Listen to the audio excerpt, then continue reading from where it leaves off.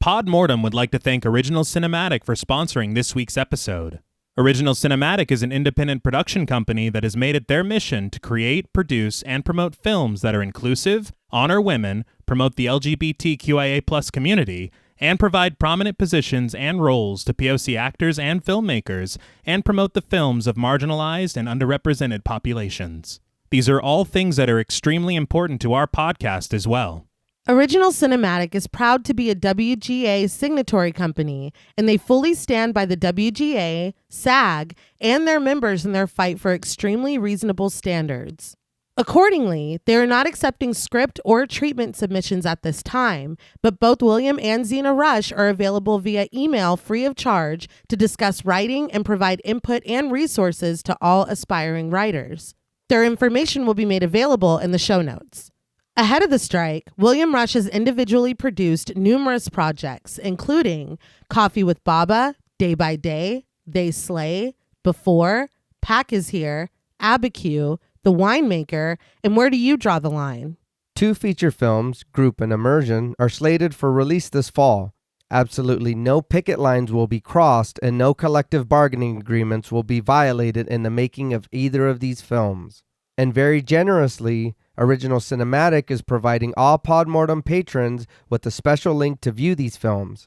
If arrangements can be made, they will even schedule a virtual or in-person screening for our patrons. We cannot thank Original Cinematic enough for their contribution to our show and the horror community as a whole. Now, back to our regularly scheduled program.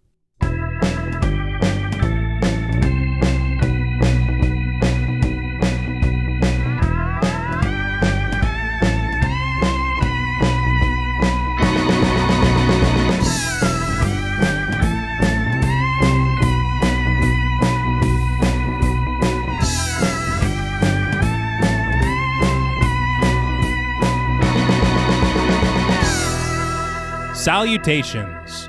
Welcome to Pod Mortem. I'm Travis Hunter, joined as always by my co-host, my sister, and my brother-in-law. Hi, I'm Reneé Hunter Vasquez. Hi, I'm John Paul Vasquez.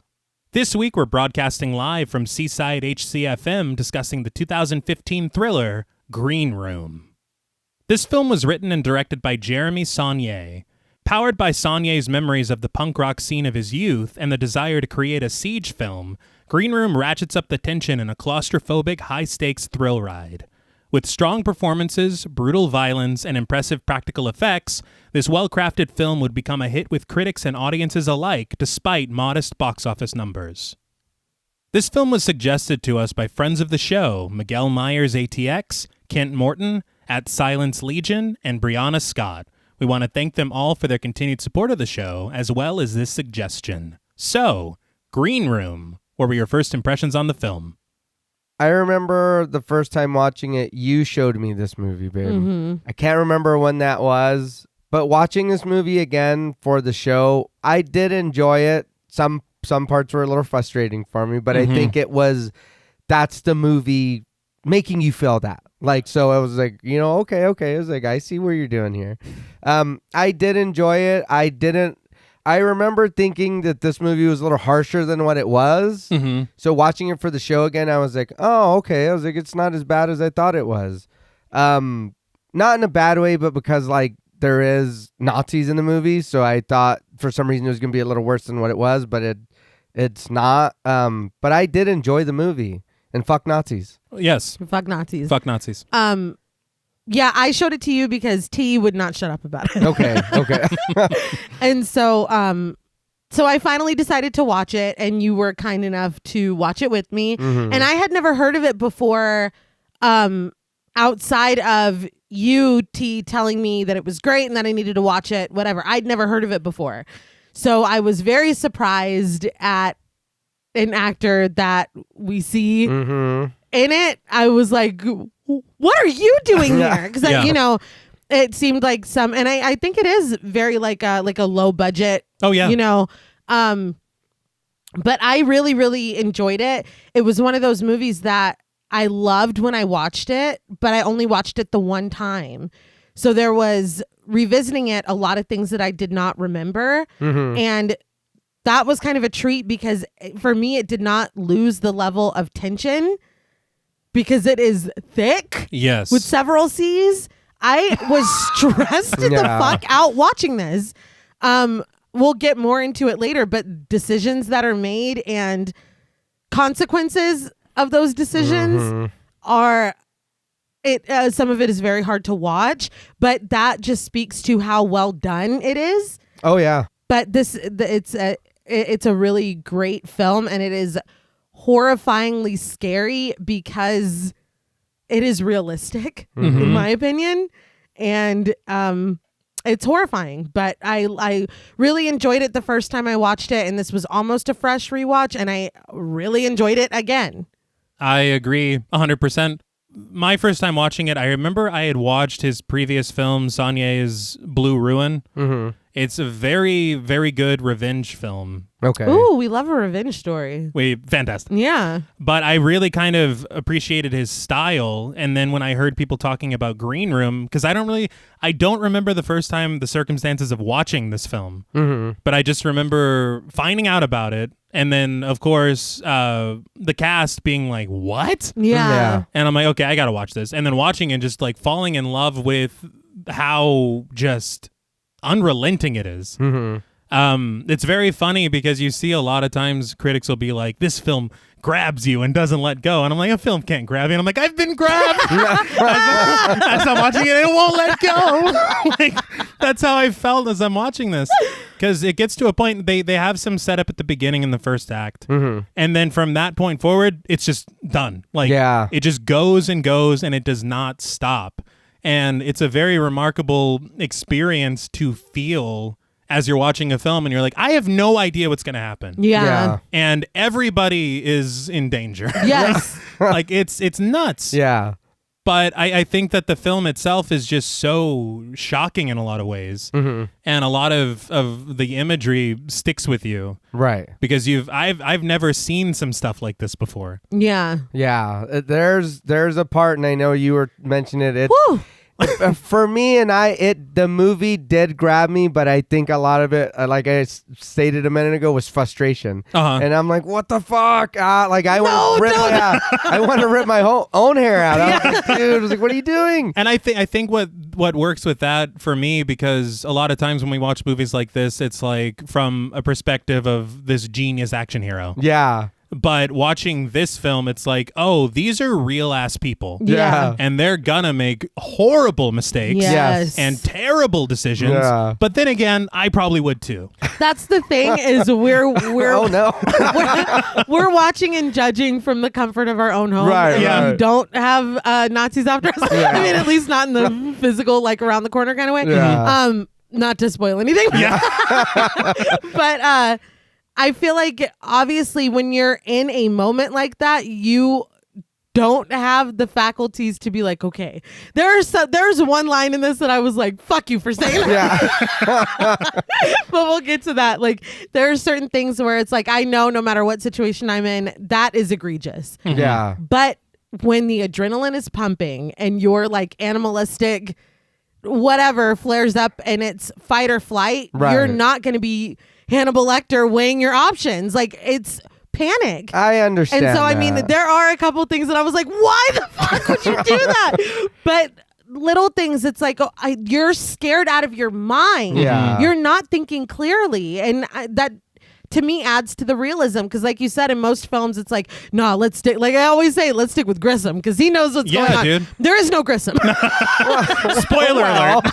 There is no Grissom. There's no Grissom in this. But I think that's the thing as well, is that, you know, when you watch like a John McClane, even if he fucks up, it's going to work out. Yeah, it's going to be fine. You know that it's going to be fine. But watching a film like this, you're like, every fuck up adds up. Yeah. Yeah. Every single thing. And that's another thing that's really interesting about this film to me, is that it shows how one incident, one action can cascade into just horror for everyone. Yeah. Like, all it takes is one fucking impulsive act, and then shit just goes crazy. Yeah. And a lot of like wrong place, wrong time. Yeah. Because it's like, I wasn't even supposed to be here today, you know? Yeah, seriously. It's just like Clerks.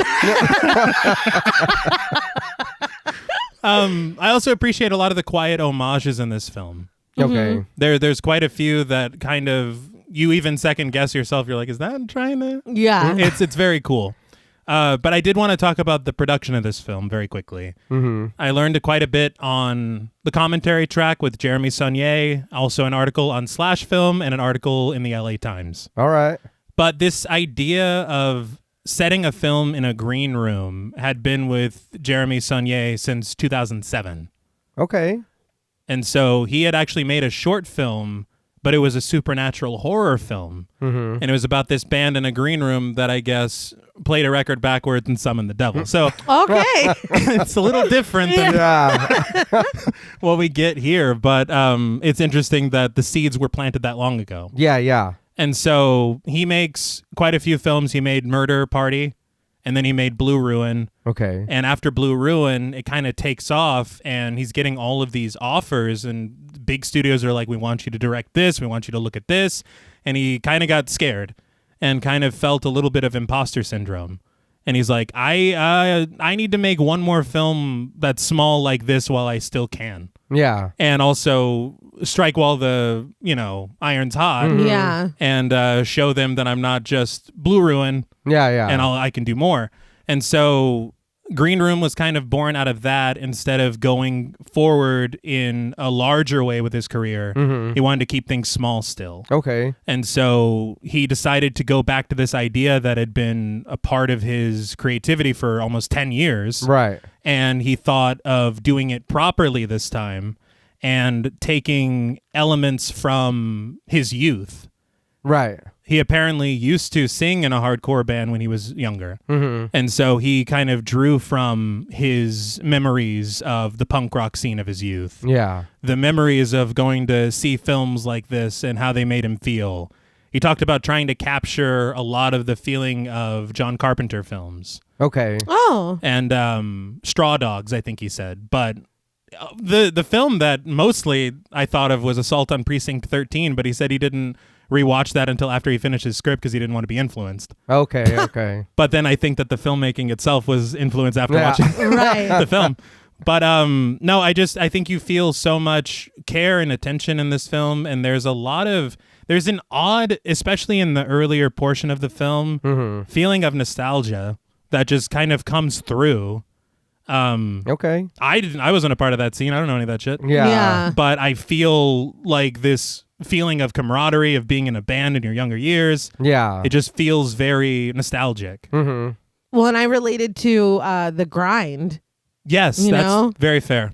All right. Yeah. I did kind of feel that when they at the beginning when they were in the van. I also was never been in a band. Mm-hmm. But I've worked with the band of people. Uh, But no, the movie is pretty good for me. I did really, really enjoy it. There are some things like I said that are nitpicky for me, but I did enjoy this movie as well. Like I do see all the care that went into it. Hearing you say all of that, you do notice that stuff. But he had also said that the film is really about environment and atmosphere. Okay, then you do feel that. Yes. Very much. And lastly, it was about real people making real decisions, which I think we've discussed Yeah. quite a bit. Speaking of that, I haven't seen either of the other two films. You said Murder Party and Blue Ruin, Mm-hmm. but it's like an unofficial trilogy, kind of like the John Carpenter Apocalypse trilogy. Oh, okay. But it's I think he called it his clusterfuck trilogy, and it's comprised of inept protagonists. Oh, that's Okay. very... So it's like, yeah. That's fair. Now, before we put this film in an arm bar, we would like to issue a warning for spoilers. Podmortem is a very in-depth podcast, and in thoroughly discussing horror films, we have no choice but to spoil a thing or two. If you don't wish to be spoiled, please go watch the film, then come back and enjoy the show. If you've already seen the film or don't care about spoilers, let's take to the stage. So the film begins with the sound of an engine rumbling lowly. Against a black background, we get the title, Green Room. We cut to Pat, played by Anton Yelchin, wrapped in a blanket in the back of a van, slowly stirring awake as the radio chatters in the background. Anton Yelchin, Yeah. Mm-hmm. I think this was his last released film. Such a talented young actor. Mm-hmm. It's such a tragedy. It really is. It's one of the ones that you're like, I will never get over this. Because it's just awful. It Yeah. is. I don't want to go into details and everything, but it's just it's terrible. And his performance is so good in this film. Yeah. He plays his character. Yeah. But he sits up, realizing the view through the back window is occluded by dozens of corn stalks. They're Bonnie, I've heard. Or is that corn rigs? I know it's the same thing. Something about corn. I'm not a farmer. I'm Travis Hunter, not Travis Farmer. But he can only offer shit. And we see the source of this shit in an overhead shot, the van having plowed through a cornfield, leaving flattened plants in the direction of its eventual stop, its headlights still beaming. I heard on commentary that they had started filming right after the proper season in the Pacific Northwest. Mm-hmm. So they had to buy these corn stalks and put them there. Oh, wow. But Pat wakes up the rest of the van's occupants. Sam, played by Alia Shawkat, Reese, played by Joe Cole, and Tiger, played by Callum Turner. Alia Shawkat. Yes. Mm-hmm. Obsessed. I love her so much. Mm-hmm. I also wanted to talk about Joe Cole because he was John Shelby. I was going to say, you put some respect on his name. He's a Shelby, all right? Yes, in Peaky Blinders. And he was also in an episode of Black Mirror, Hang the DJ, with Georgina Campbell, Tess from Barbarian. That made me cry my fucking face off. It is incredible. So go listen to this and then go watch it. I think I'm a sucker for the sweet episodes of Black Mirror. Because we don't get them. No, dude. I like the pig stuff.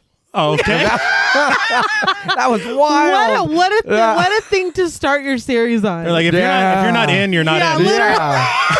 Hey, they were telling us. Yeah. Yes. This is what it's going to be. We're setting the weird bar on the fucking ceiling. But Sam, riding passenger, asks Tiger, who is driving, what he did. Tiger just responds in confusion, saying that he must have fallen asleep. But Pat notes that he did so with the engine still running. So are we implying here that he fell asleep and veered off of the road? Yes, dude. We're really underselling what thank happened. you. That's my note. Y'all are very chill Very for what calm. happened. Yeah. To me, okay, see, I don't go to sleep on road trips. I don't drive on road trips. But I'm a great shotgun rider. Passenger? Co-pilot. Yeah. That's, Yeah. I bring a great playlist, Yes. and I do not fucking go to sleep. This would not happen on my watch, period. This is actually based on a true story. No, Really? no. No. From, I guess, Saulnier is one of his friends or his brother, I think, was in a band, and this happened on one of their... No. And they're all like, Tiger, I mean, Yeah. you could have killed us. We're going home! Trip's ruined. There's no way.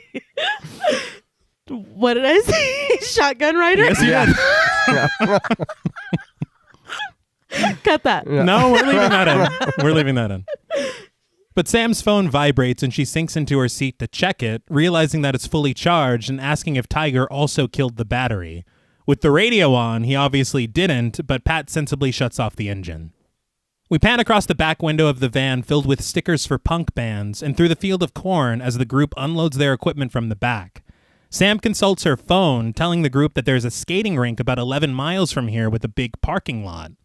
Pat asks if it's ice skating or roller skating, but Sam replies that all she knows is they're open. Reese says that hockey players kick more ass, but Tiger disagrees, saying that he's seen some pretty badass roller skaters. You ever heard of roller derby? Yeah, I was going to say. They're badass. Yeah. Kick your ass. Mine, I mean. Yeah. But Sam doesn't think that this will matter at 7 a.m., but snagging a bag from Pat tells him that she'll go with him. We cut to the two of them on Pat's bike, Sam riding on it in reverse and snapping a few pictures of the scenery with her phone. The hue is so green, and that kind of carries through the majority of the film. Yeah. I thought that was very interesting the way she was riding like that. Because as a kid, we always gave people rides on our bikes, and it was never like that. So I was like, that's pretty cool. You get to, you know what I mean? Check out the road, look around. You don't got to worry about, holding on to your buddy for falling. You balance yourself right there. I will say she looked very cool. Yeah. And it was like a seat back there. I think I would just be afraid of him losing control. or balance or something. I don't know. I'm too paranoid to even have fun, I think. Oh, no, it's dangerous. Oh, yeah. Yeah. But, It's like, no, you shouldn't be doing it. Let's be clear. But it was very cool. yes. But the pair arrive at the skating rink, ditching the bike and hiding behind a small hill.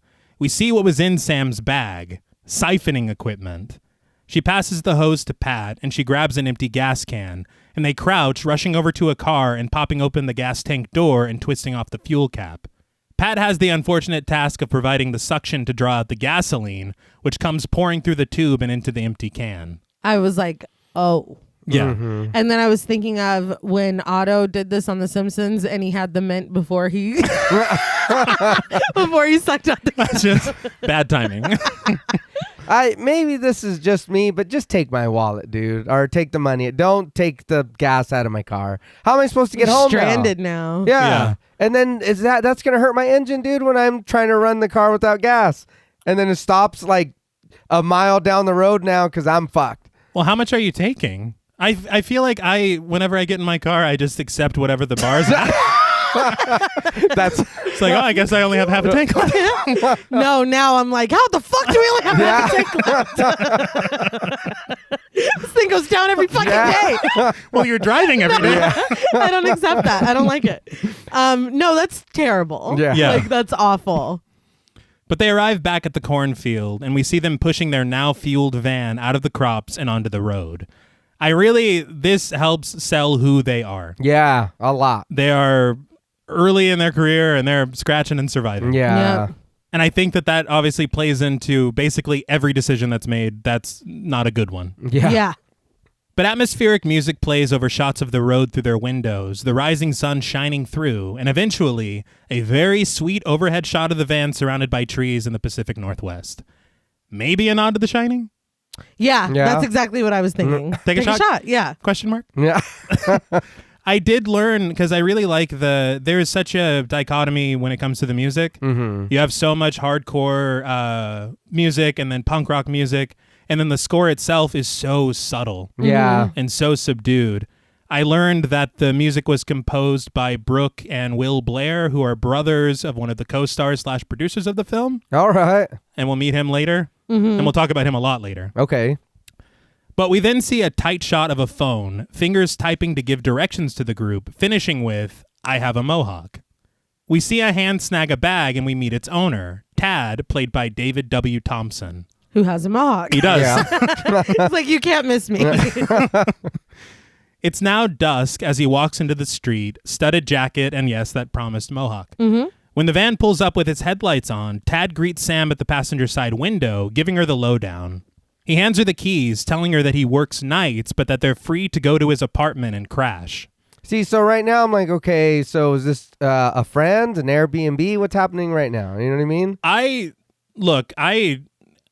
He's never met this band. Yeah, Yeah. that's why I was like, okay, Yeah. you know, what's very, happening? very trusting of Yeah. him. Very But accommodating. to me, it felt like one of those things where it's like we're both in the scene or whatever, or we're all in the scene. So I kind of trust you not to fuck me over. Yeah, 'cause yeah. It seems like a community thing, but Okay. they aren't from here. I mean, Yeah. this is very nice of him. Yeah. Very trusting. And honestly, I didn't even think about it until now, but it is clear across the country. Yeah. Because they're from D.C., we learn. Mm-hmm. But he tells them to park with their rear doors tight to the walls so no one steals their shit. It's like he knows. Yeah. It's happened to me once. It's like, I live here. But Reese, driving now after Tiger's fuck up, agrees to the terms, and we get a very beautiful shot of the town at night as the van continues up the hill. I wanted to talk about the cinematography in this film. Mm-hmm. It is gorgeous. Yeah. The film was shot by Sean Porter, who also shot Kumiko, The Treasure Hunter, and Green Book. Okay. I guess all the Green films Yeah. are his. Yeah. But it's very smart. They talked about it in an interview where we get a lot of wide open shots at the beginning because it's going to be so confined later. Oh, okay. Okay. That makes sense. So it's Yeah. like selling the size of the world, I guess. Yeah. Because it gets quite claustrophobic. Mhm. Yes. And that's one thing that I meant to mention at the top in the intro is that I love so much these confined thrillers Mm-hmm. Agreed. where it kind of, you're so isolated and it takes place in such small quarters. Mhm. Yeah. It takes really inventive ideas and creativity to make that work. Yeah. Yeah. But the group arrives at Tad's apartment and just starts going through his things. Sam laments the fact that all of his ramen has mushrooms in it. I'm like, this isn't for you. Yeah. It's like, how dare you not eat what I like? Yeah, Tad loves mushrooms. But Tiger is into more important things. Tad's record collection. When Reese mocks Tad's hairstyle, Tiger disagrees and says that Tad is true. Sam returns from the kitchen, tossing a beer from a six-pack to Reese, prying into his cell phone usage because apparently she pays the bill. There was some subplot, it seemed like, in the screenplay that I think was dropped. Okay. Because I read through it, but there's later on where they talk about his cell phone usage. Yeah. And who he's talking to. There's something about a deal, like a record deal. Oh. And they're like, oh, that's why he was on his phone all the time. But then they never talk about this again in the film. Yeah, because I did thinking about it. That is weird because it's that one time and that's it. And yeah, that's literally it. They're a little busy later. Yeah. Yeah, but like, remember when he was on his phone all the time? What the fuck was that about? But even that, there's time from now until then. To say something. There is. To me, it adds more to the realism of these are real people with real, like, they have real shit going on, and it just kind of all goes out the window after a certain point. It doesn't matter. That's true. But like right now, where they are in this apartment, getting ready for the whatever they're doing. What are you doing? I pay the bill. You know what I mean? Like shit that matters today, and tomorrow you're not even thinking about it. You're using our minutes. Yeah. Yeah. But avoiding the argument, Pat excuses himself to go to bed as Tiger puts on a Fear record, and we hear the beginning of the song Legalize Drugs before we cut to the next morning, the needle casting the static sound of dead wax. Pat wakes up, cleaning up after everyone like Hank Hill when they were volunteer firefighters. He shuts off the record player, he empties the beer cans into the sink, he puts out a cigarette with a bucket of water. He turns off the toaster. But he also opens the door for Tad. You know what's funny is that their band is called The Ain't Rights, and that He ain't right. He ain't right. At least he was cleaning up. Yes. Yes. And I think this says a lot. There's not really like detailed characters. Yeah. But you learn enough about these people to know who they are. Yeah. And this little moment from Pat, I think, is really helpful. Yeah, it is. Yeah. But Tad smirks in amusement, asking Pat if he was the first one to fall asleep. We cut to Pat in the bathroom, feverishly washing off writings and drawings scrawled on his face in marker. We are no longer friends. At least it wasn't permanent. Yes, but still, there's, I think, a very small range of ages where this can happen and we're still friends. Like, I just don't.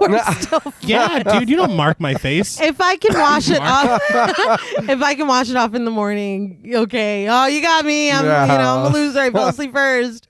But if it's permanent marker, yeah. And then we have shit to do today. Uh-huh. Yeah, I'm mad. I'm mad. I will say, interestingly, this is foreshadowing. Okay. For something that we see later. Oh, it is. I didn't even catch that. But the group then assembles in the living room as Tad gets a small recorder primed for an interview. He announces that he's here with the Ain't Rights from Washington, D.C., but Sam corrects him, saying that they're technically from Arlington, which Tad takes in stride, telling the group that this interview is for Seaside HCFM, a college radio station. He asks the band if they're working on anything new, and Sam says that they have a few songs, maybe even enough for a 7-inch, and Reese adds that they might actually press it if they can afford it.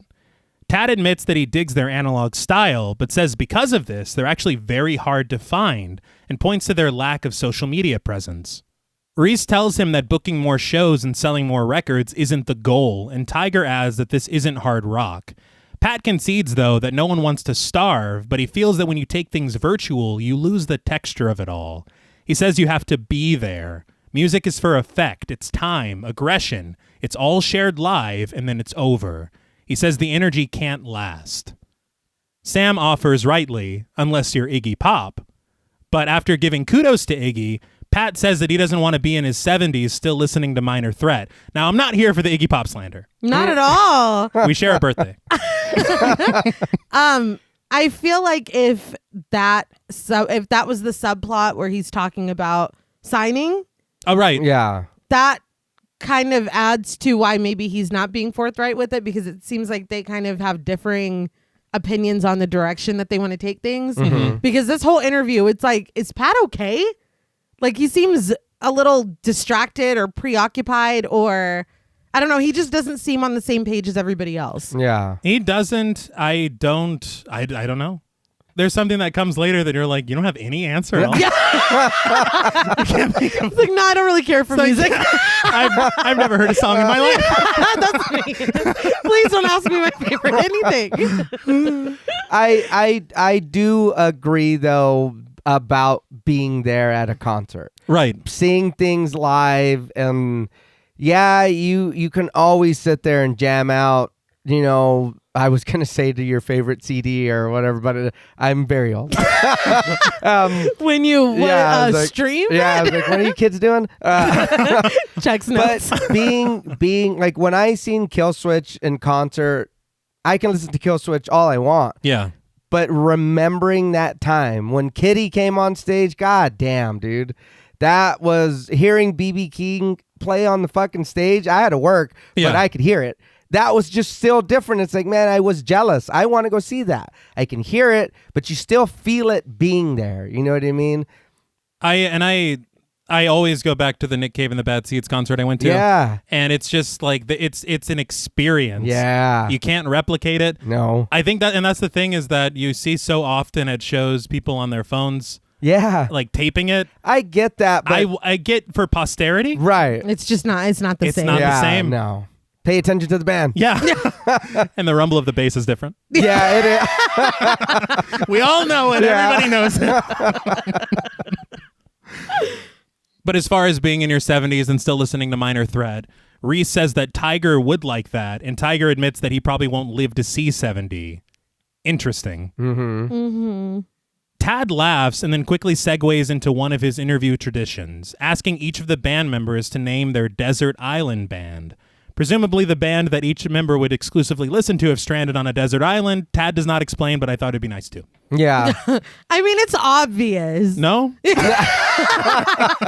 No, honestly, that's what I thought, but I did Google it to double check. Right. It's like, no, what band would you send to a desert? Well, because that it is. I was like, It's what do completely you different. mean? Yeah, like never listen to again, or do like that's all I can listen to. I was like, I don't know, Yeah. which is it? You got to explain it, Tad. He's like, we don't know your traditions. I will say Radiohead has a great song called Desert Island Disc, and I think Radiohead might be my desert island band. All right, very nice. Do you guys have yours? Well, Absolutely not. Well, I'm a Gemini. It's obviously ICP. I knew That's, it. Yeah. That's, Yeah. Well, good for y'all. All right, Pat. Yeah. But as far as answering the question, Reese ponders Black Sabbath, but only if he gets Ozzy and Dio. Greedy. Yeah. It's band. It is. It is. I feel like he's entitled to, as a Gemini, he's entitled to both. Tiger oscillates between the Misfits and the Damned, but Sam chooses Poison Idea, and Reese finally settles on Cro-Mags. Pat, however, just sits there wordlessly. His bandmates jokingly offer Steely Dan, Candlebox, or Britney Spears, and Reese even supposes that Pat might be a juggalo. Yeah. No, it's all right. I'll even give the movie a full point just for saying that. For mentioning it? That's it. Just for saying juggalo. Well, that's fine. He woke up with his face painted. Yeah. He did. He's halfway there. But Pat nervously asks if Tad is going to edit this interview, and Tad says that he can, but Tiger tells him to just let it go raw. Sam interrupts the awkwardness, though, suggesting that they should plug their next show, depending on when this interview is going to air. Tad, though, very hesitantly, stops the recorder, telling the group that the last show he promoted at the Muni Center, where the band is supposed to play today, didn't end very well. There was lots of vomit and some fecal matter. The county commissioner caught wind of this and pulled Tad's permit, but the band was already en route, so it was too late to cancel. Are you pulling my dick, bro? No, because that would be okay. We had to siphon gas to get here. Yeah. We were texting. It's Are not. you fucking kidding me? Yeah, you could have said Yes. something. Oh my god, No. I would. Oof. I know that we're analog, but we've been using. We were Yeah. texting. Yeah. We You have phones. Well, we would have went the other way in the corn. Yeah. Yes. Wouldn't have came this way. Seriously. Yes. Oh. infuriating. Very. But Reese tells Tad that he has to pay them a kill fee, and a very annoyed Sam shares exactly that. They went 90 miles out of their way to play this show. But thankfully, Tad has a backup plan lined up for them, which includes a 50% cut of the door and lunch. All right. I mean, What lunch? Yeah. what door? But he says that they'll even headline. Sam asks if anyone else is on the bill, and Tad responds honestly, no. No. Okay. So we're the opening act as well. Yeah. And they were annoyed, but they took it really well. They Yeah. did. But we cut to a small, dimly lit Mexican restaurant. The Ain't Rights set up in the back against a window. Reese hammers the drums as Pat fills out the rhythm section on bass. Sam saws power chords on her electric guitar, and Tiger roars his vocals, which speak of hitting rock bottom, each verse concluding with him asking himself, "What have I become?" But Tad sits in a nearby booth, his hands following the patterns of the drums while a small crowd gathers, some of them filming on their cell phones. The song reaches a dramatic end, and noticing the fan with the phone, Reese tells him to turn it off. The fan lowers his head in cartoonish embarrassment. This is actually another true story from Saulnier. Okay. He said that he played a show in the back of a very small Mexican restaurant. Yeah. He said, but it's very true the way he said it. He said it's a combination of something so beautiful Yeah. and very pathetic. Yeah.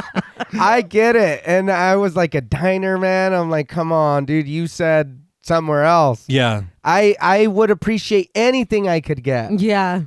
But I don't think these people care that we're here. Oh, no. I don't think anybody gives a shit that we're here. They Like- didn't seem to. No. Yeah, they're just here to eat. My Denver omelet was supposed to have. Yeah. But again, and this is the slight commentary of the cell phone and just being there. I think they're also trying to make a message there. Yeah. But we cut to the parking lot after the show. As the guys load up their equipment, Sam counts their cut from the gig. Tad exits the restaurant to meet them, carrying 2 large plastic bags filled with food. He shares that he gave the Ain't Rights his cut, lamenting that the house got their cut, but he didn't get his. I was like, you shouldn't get yours. Yeah. You should Yeah. probably stop fucking talking because it was very like, no, I didn't even get a Yeah. cut. Dude, and you better not We're have bought not- that food with our cut. I know you said lunch was included, but that's a lot of food. Yeah. I think it was just rice and beans. That's it? I think that's what he said. Oh, No. there better Yeah. be a protein, Yeah. dude. Yeah. He was like, well, we got rice and beans. I think that's what he said. Oh. Hey, for the drive protein. back home, that's fine. Oh, yeah. Like on the coal, let's just get home. I'd be very upset. I'm upset for them. Then Tad just needs to stop talking. Yeah. I'm very conflicted on Tad, but we can talk more in a minute. Okay. A very disappointed Sam realizes that after the split, it's only $6 each. Oh my God, dude. Tad tries it, telling her that it's $6.87. And if Yeah. Round it up. yeah, and if she rounds up. But before he can finish, Reese slams him against the wall and through his grunts calls Tad a dipshit fashion punk clown motherfucker. Now this line's very important. Yeah. It doesn't seem like it would be, but it is. But Sam just turns away, and Tiger calls off the goon, with Pat remarking that they don't want to go to jail. Reese lets go of Tad, and Pat regretfully shares that Tad officially just ended their tour. Tiger is actually into this idea, and Sam suggests that they just head back to D.C. She says that they'll have enough money for 1 tank, but then they'll need to siphon the rest of the way. I love that it's just part of the plan. It is, yeah. They have the equipment just done ready. Yeah. I would be so sick with panic anytime I would have, and they were just doing it like nothing. Yeah. I'd be like, so, I'm gonna get my fucking ass beat, dude. That's part of the... Dude, but then being out in the sticks, I'm Yeah. sure there everybody's got a Yes. shotgun or a Yes. rifle. Oh, hell no. And what's funny is that that's why they were having that discussion about hockey players versus roller skaters. Yeah. It's like, who would beat our ass more? Who would beat it worse? We have to play a show tonight. There's no fucking way. She's just like, I'll go with you. Yeah, it's like, no, dude. dude. I'd be like, what? if Pat comes back. But Reese snatches the food from Tad, sarcastically commenting that it won't be a problem because, as you said, they have rice and beans. Pat ponders their route home, but Tad steps up with an offer. He says if they let him call his cousin, he can get them a solid gig. He admits that the scene is dead here, but if they dip down closer to Portland... I just have a couple things. First of all, they don't need to siphon because they can just get gas from the beans. Yeah. Is that what he's talking about? I'm sorry. Really? Are you doing a musical fruit joke? I don't think that's how vehicles work. I don't think so either. Dude, no, that's gonna. I don't know how cars work. I think that's gonna get you arrested quicker than siphoning, dude. What was he doing in that gas what tank? the fuck? Oh, You just hear boo. What's he doing in that gas tank? No, but in regards to Tad, on one hand, it's like, yeah, honestly, you owe it to us to kind of try to find us another gig because 687, what is that going to do for anybody when we went 90 miles out of our way? Yeah. And literally, you just heard we don't even have gas money. Yeah, that was kind of my thought. Let's hear him out. Let's see. You did already fuck us over. That's you the owe thing. us. So and we're going to keep your 688 because you want to round up. Round it up. I appreciate that aspect of it. But on the other hand, it's like, I never want to fuck with you again. Like, and if we go to this place and then they're not, you know what I mean? I don't.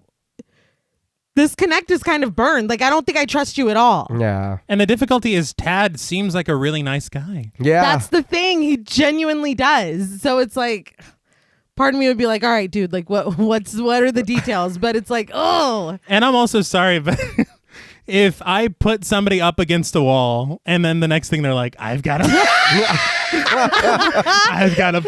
I'm like, Maybe we got our losses. let's just go back to DC. That would be the smart thing to do. Yeah. Yes. Again, what's the theme of this trilogy? But we cut to later that night, outside of Tad's apartment. The Ain't Rights wait in the van for Tad, who is setting everything up. Tiger suggests that they should just bust in and steal all of his vinyl records. Like, we're already committing crimes anyway. Yeah. But before they can commit this crime, Tad returns, telling them that they're all set. A matinee tomorrow, doors at 1, the Ain't Rights on at 3, and he already texted them the address. When Sam asks how much they'll bank, Tad says they'll get $350 minus their tab. And if you round up from that. We're not rounding anymore. But he then warns the band that it's mostly boots and braces down there. And Tiger understands. Skins. But he says that there's some of them at every show. Pat asks if the skins are DMS or Sharp, but Tad says that they're right wing. And then he says they're technically ultra left, but not affiliated. I just want to say the fact that he said that they're not affiliated, they're definitely affiliated. No, yeah. Yeah. Like, maybe Again, he doesn't know? maybe. Just a glance around this table, we'd never be invited to play in this place. No. No. But if we were, just hearing that, I think I'm gonna pass. Like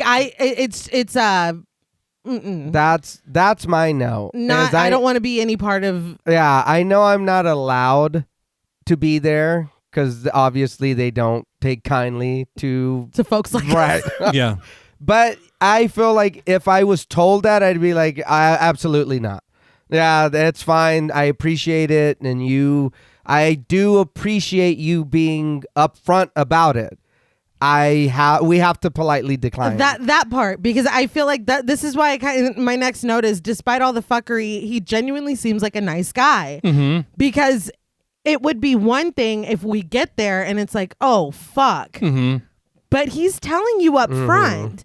And right on the back of playing at this diner, who really didn't seem to give a fuck if we were there at all, and getting paid $6.87 in rice and beans. Yeah. I'm good, dude. Like, I know that you said $3.50, but you've said things before that did not pan out. Like, I just, and I know you get us in that van and we don't have a movie. Like, I understand that, but I just, this is the first of many missteps. And I will say that this, to me, I kind of, with all the green lights, all the green color in the film, and obviously being called Green Room. Yeah. I wondered if green was also a discussion about the things that people will do for money.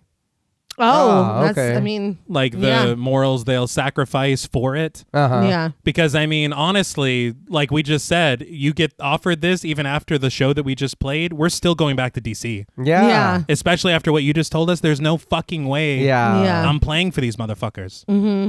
There is something that I did want to mention because I was very surprised to learn this, though, because Pat's question about DMS or SHARP, I did not know what these things meant. Right. I learned that SHARP stands for Skinheads Against Racial Prejudice, which is a subculture of anti-racist, anti-fascist skinheads. Yeah. It sounds like an oxymoron. It does. Because what skinhead has become. Yeah. Right. I only knew about the one kind. Yes. Yeah. That's all. I literally assumed every skinhead was a neo-Nazi. Yeah. Right. But I did look into it. According to the Southern Poverty Law Center, which is a civil rights firm who fights against racial injustice in the United States and also monitors hate groups, the history of the skinhead subculture, it actually emerged in England in the 1960s. Right. It was a non-racist, multiracial group who were working class and admired reggae and ska. What? Okay, no, Yes. that makes sense. The ska? Yeah. That makes so much sense. Right? Yeah.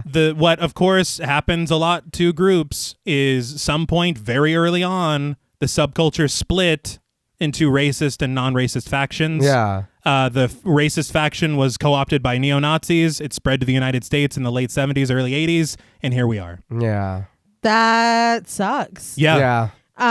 There's talk later about shoelaces, and I did a little research on that. We'll get to it then. But learning what some of the laces mean, I was like, what do you mean? Like, Yes. don't y'all hate everybody? Like, what is...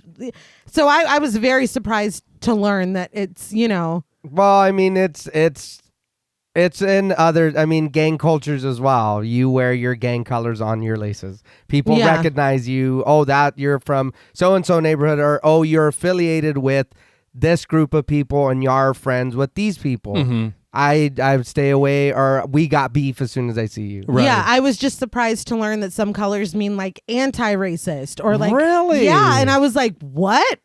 Huh. Like, I thought there was one kind. Yes. Yeah. And so that was interesting to learn. But Pat makes sure that Tad's cousin is cool, and he assures him that he is, but he tells Pat not to talk politics and to just stick with his cousin.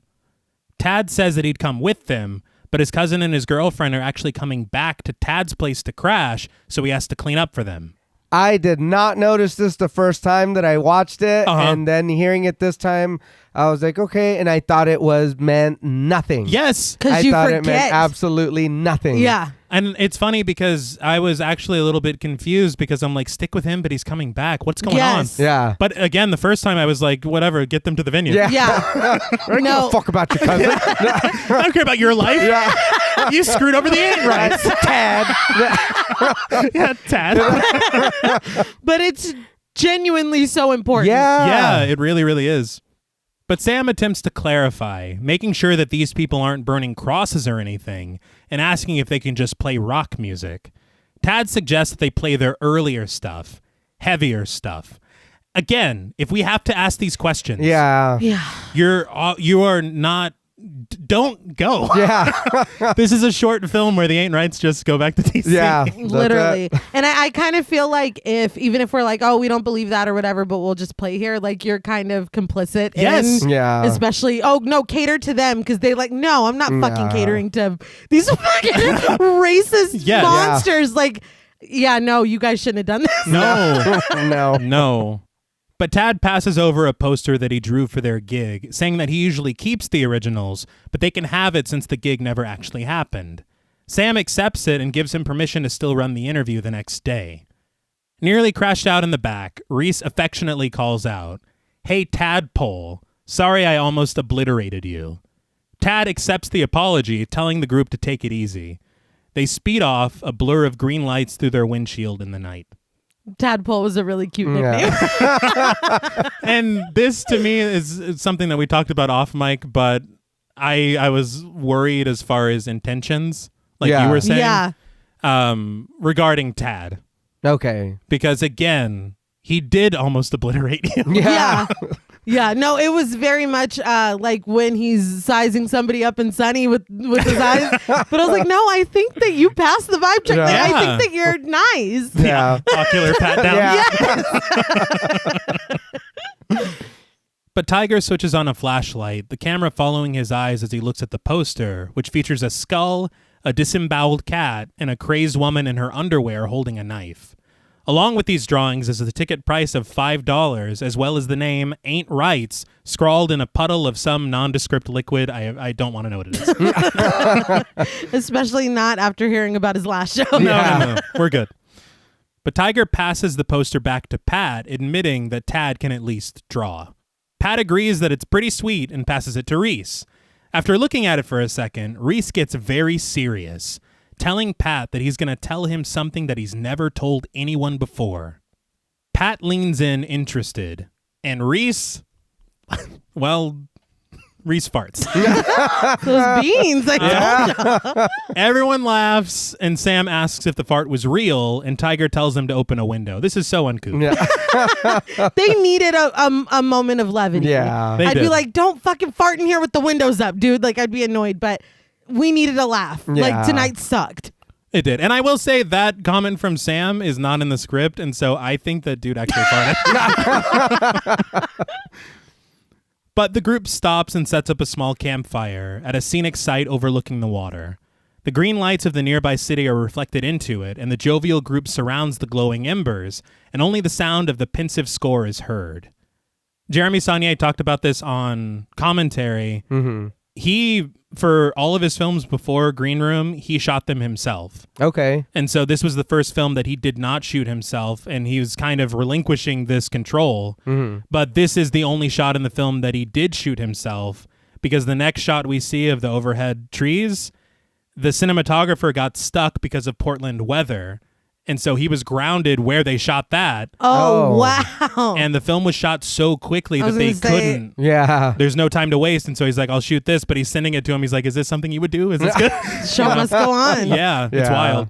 They said from inception, as far as the beginning of the script writing, to the completion of the film's filming, Yeah. 1 year.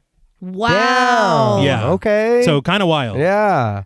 But in the light of day, after an overhead shot of the greenest trees you've ever seen in your entire life, we find the van alone on the road, disappearing past the bumpy asphalt. This is when I was like, oh, that's The Shining. Yeah. I For mean, sure. yeah. Take another, well, you know. Yeah. But the group passes a locked gate, and we hear a dog barking as they make their way into a parking lot. There's more subtle foreshadowing. Mm-hmm. But the camera stays fixed on a shot through the windshield of the car, and we notice a green gem on a chain hung over the rearview mirror, bouncing as the car turns and finally parks. There's green everywhere. Yeah. Yeah. But the band gets out of the car to meet Daniel, Tad's cousin played by Mark Webber, who steps away from his black muscle car in a group that we will meet later, Yeah. unfortunately. But he greets them, and he introduces himself as Daniel after Sam asks if he's cousin Dan. Daniel comments that the group looks hammered, and Tiger says that one night at Tad's place will do that to you. He then tries to give Daniel advice, telling him that if his girlfriend's going to be crashing at Tad's, but Daniel puts his hand to Tiger's throat, quietly telling him not to mention that. Tiger tries to explain, but Daniel very calmly tells him, no worries whatsoever, but shut the fuck up about Tad, him, and his girlfriend. Yeah, dude, again, Yeah. I don't know how I didn't catch that. I know. That is just hitting me right now. Yes. That's just hitting me right now. Because I was like, okay, so you're not as nice as Tad. No. Yeah. I was like, why is he so mad? Tad said you were cool. Yeah. But yeah. Okay. Yeah, it makes, Okay. Yeah. Yeah, I had to rewind it because I was like, what did I miss? Why I did he- rewound it too. And then when I was like, why are you mad about that though? Mhm. Okay, you know what I mean? And Just threw it away. Yeah. I was like, all right. Because so much shit happens. Yeah. I'm not thinking about this at all. no. I'm not thinking about Tad. I'm not, none of this. Mm-mm. But Tiger nods nervously as Gabe, played by Macon Blair, joins them, asking which one of them is the drummer. So Macon Blair, as I said, we were talking about him. Mm-hmm. He's the brother of the composers, but he's also been friends with Jeremy Saulnier since high school. Okay. Oh, cool. They work together a lot. He works as a writer for some of his films and as an actor in basically all of them. Okay. He was the lead in Blue Ruin. Ah, okay. Fantastic film, as I said before. But I think he was also in Murder Party. He also is a writer and director in his own right. Mm-hmm. He wrote and directed the film I Don't Feel at Home in This World Anymore, if you've heard of Okay. that. I think That's it's a Elijah great Wood. title. It is. I need to see it, but I heard it's very good. Yeah. I think it's Elijah Wood and Melanie Linsky, if I'm not mistaken. Say less. I'll have to look. Please don't at me if I'm wrong. But I knew JP would want to hear this. This guy, Macon Blair, he also wrote and directed, and I think he co-stars in, maybe in a minor role, the remake of The Toxic Avenger. Yeah, I did see that. Yeah. And I was like, okay. I was like, all right. And I'm glad you brought that up because he's also in another movie that I blamed your sister a lot for, and she still gets. He's in. What is it again? I Care a Lot. I Care a Lot. He's in that? Yeah. I don't remember. I was like, I know that guy. I was like, I've seen his face before. And I went and looked, and I was like, he isn't. I was like, he I is feel in like that movie. I buried that movie pretty deep. Yeah. Oh, I've tried to forget it. I've tried. I don't remember a lot of it. It's been a long time since I felt disappointment like that. Yeah. Moving on. It was very interesting to me because Saulnier said that he didn't want any kind of feeling of nepotism. Yeah. Because of them being friends for so long. He actually didn't want to cast him in this film because he was so, after making Blue Ruin, he saw him as that character. And he's like, there's no way that you could play Gabe. And so he had to audition. Oh, wow. And he went and he got temporary tattoos. He shaved his head. He did a self-tape. He sent it into the casting director and his best friend. Yeah. And he got the part rightfully. Okay. I'd be like, really, best friend? Yeah. After this, we were no longer. I don't want to be in your fucking little movie anyway. I was gonna say though, but even for all the shit that Sam Raimi puts Bruce through, he's still He's in got his the movies part. for something. He's doing something. That's true. He's not making him go Yeah. through. Hi, I'm Bruce Campbell. I'm with. I will say, though, he adds such nuance to this character. Yes. Because I feel like this character could have easily been extremely one note. And there's a lot of like almost conflict that he brings to this. Yeah. It's a lot of silent reactions. Yeah. And you're like, he wow. does an excellent job. Oh yeah. But Reese answers that he's the drummer, and when asked, he says that he'll be using his kit instead of the house kit. Gabe points Reese to where the load-in is and immediately walks back into the venue. Sam notices a small marquee out front advertising the bands that are playing tonight. Cowcatcher, Cositis, and Aren't Rights. Okay. You guys have a good night. Yeah. I think that's the. Yeah. This is all. I got jacked up for just saying, "Oh, you and your girlfriend." Oh, Yeah. The vibes are very off. And Cowcatcher, huh? Yeah, I guess. That's an interesting name. Yeah. Well, Well, Yeah. we'll talk about them later. Yeah, I know. Oh my God, yeah. The Aren't Rights. yes. Yeah. It ain't right. It ain't right. But the band, carrying their equipment, follows Gabe into the grimy club, hard rock blasting over the speakers as he leads them to the back. Through a dark hallway and past spray-painted walls, Gabe leads the band into the green room, telling them that they can rest here before their set, but he warns them not to block the hallways because the owner doesn't fuck around with the fire codes. He tells them that they'll have a sound check in 15 minutes and then they're on stage in 20. Here's already a huge fucking problem. Right behind Gabe's head, you see the SS symbol. Yeah. Done.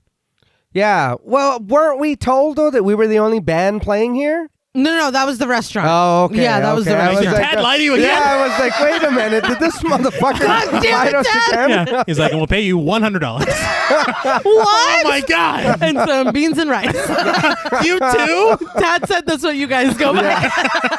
You said you preferred the food. You like getting paid in beans and rice or something? So he did screw him over. Yes.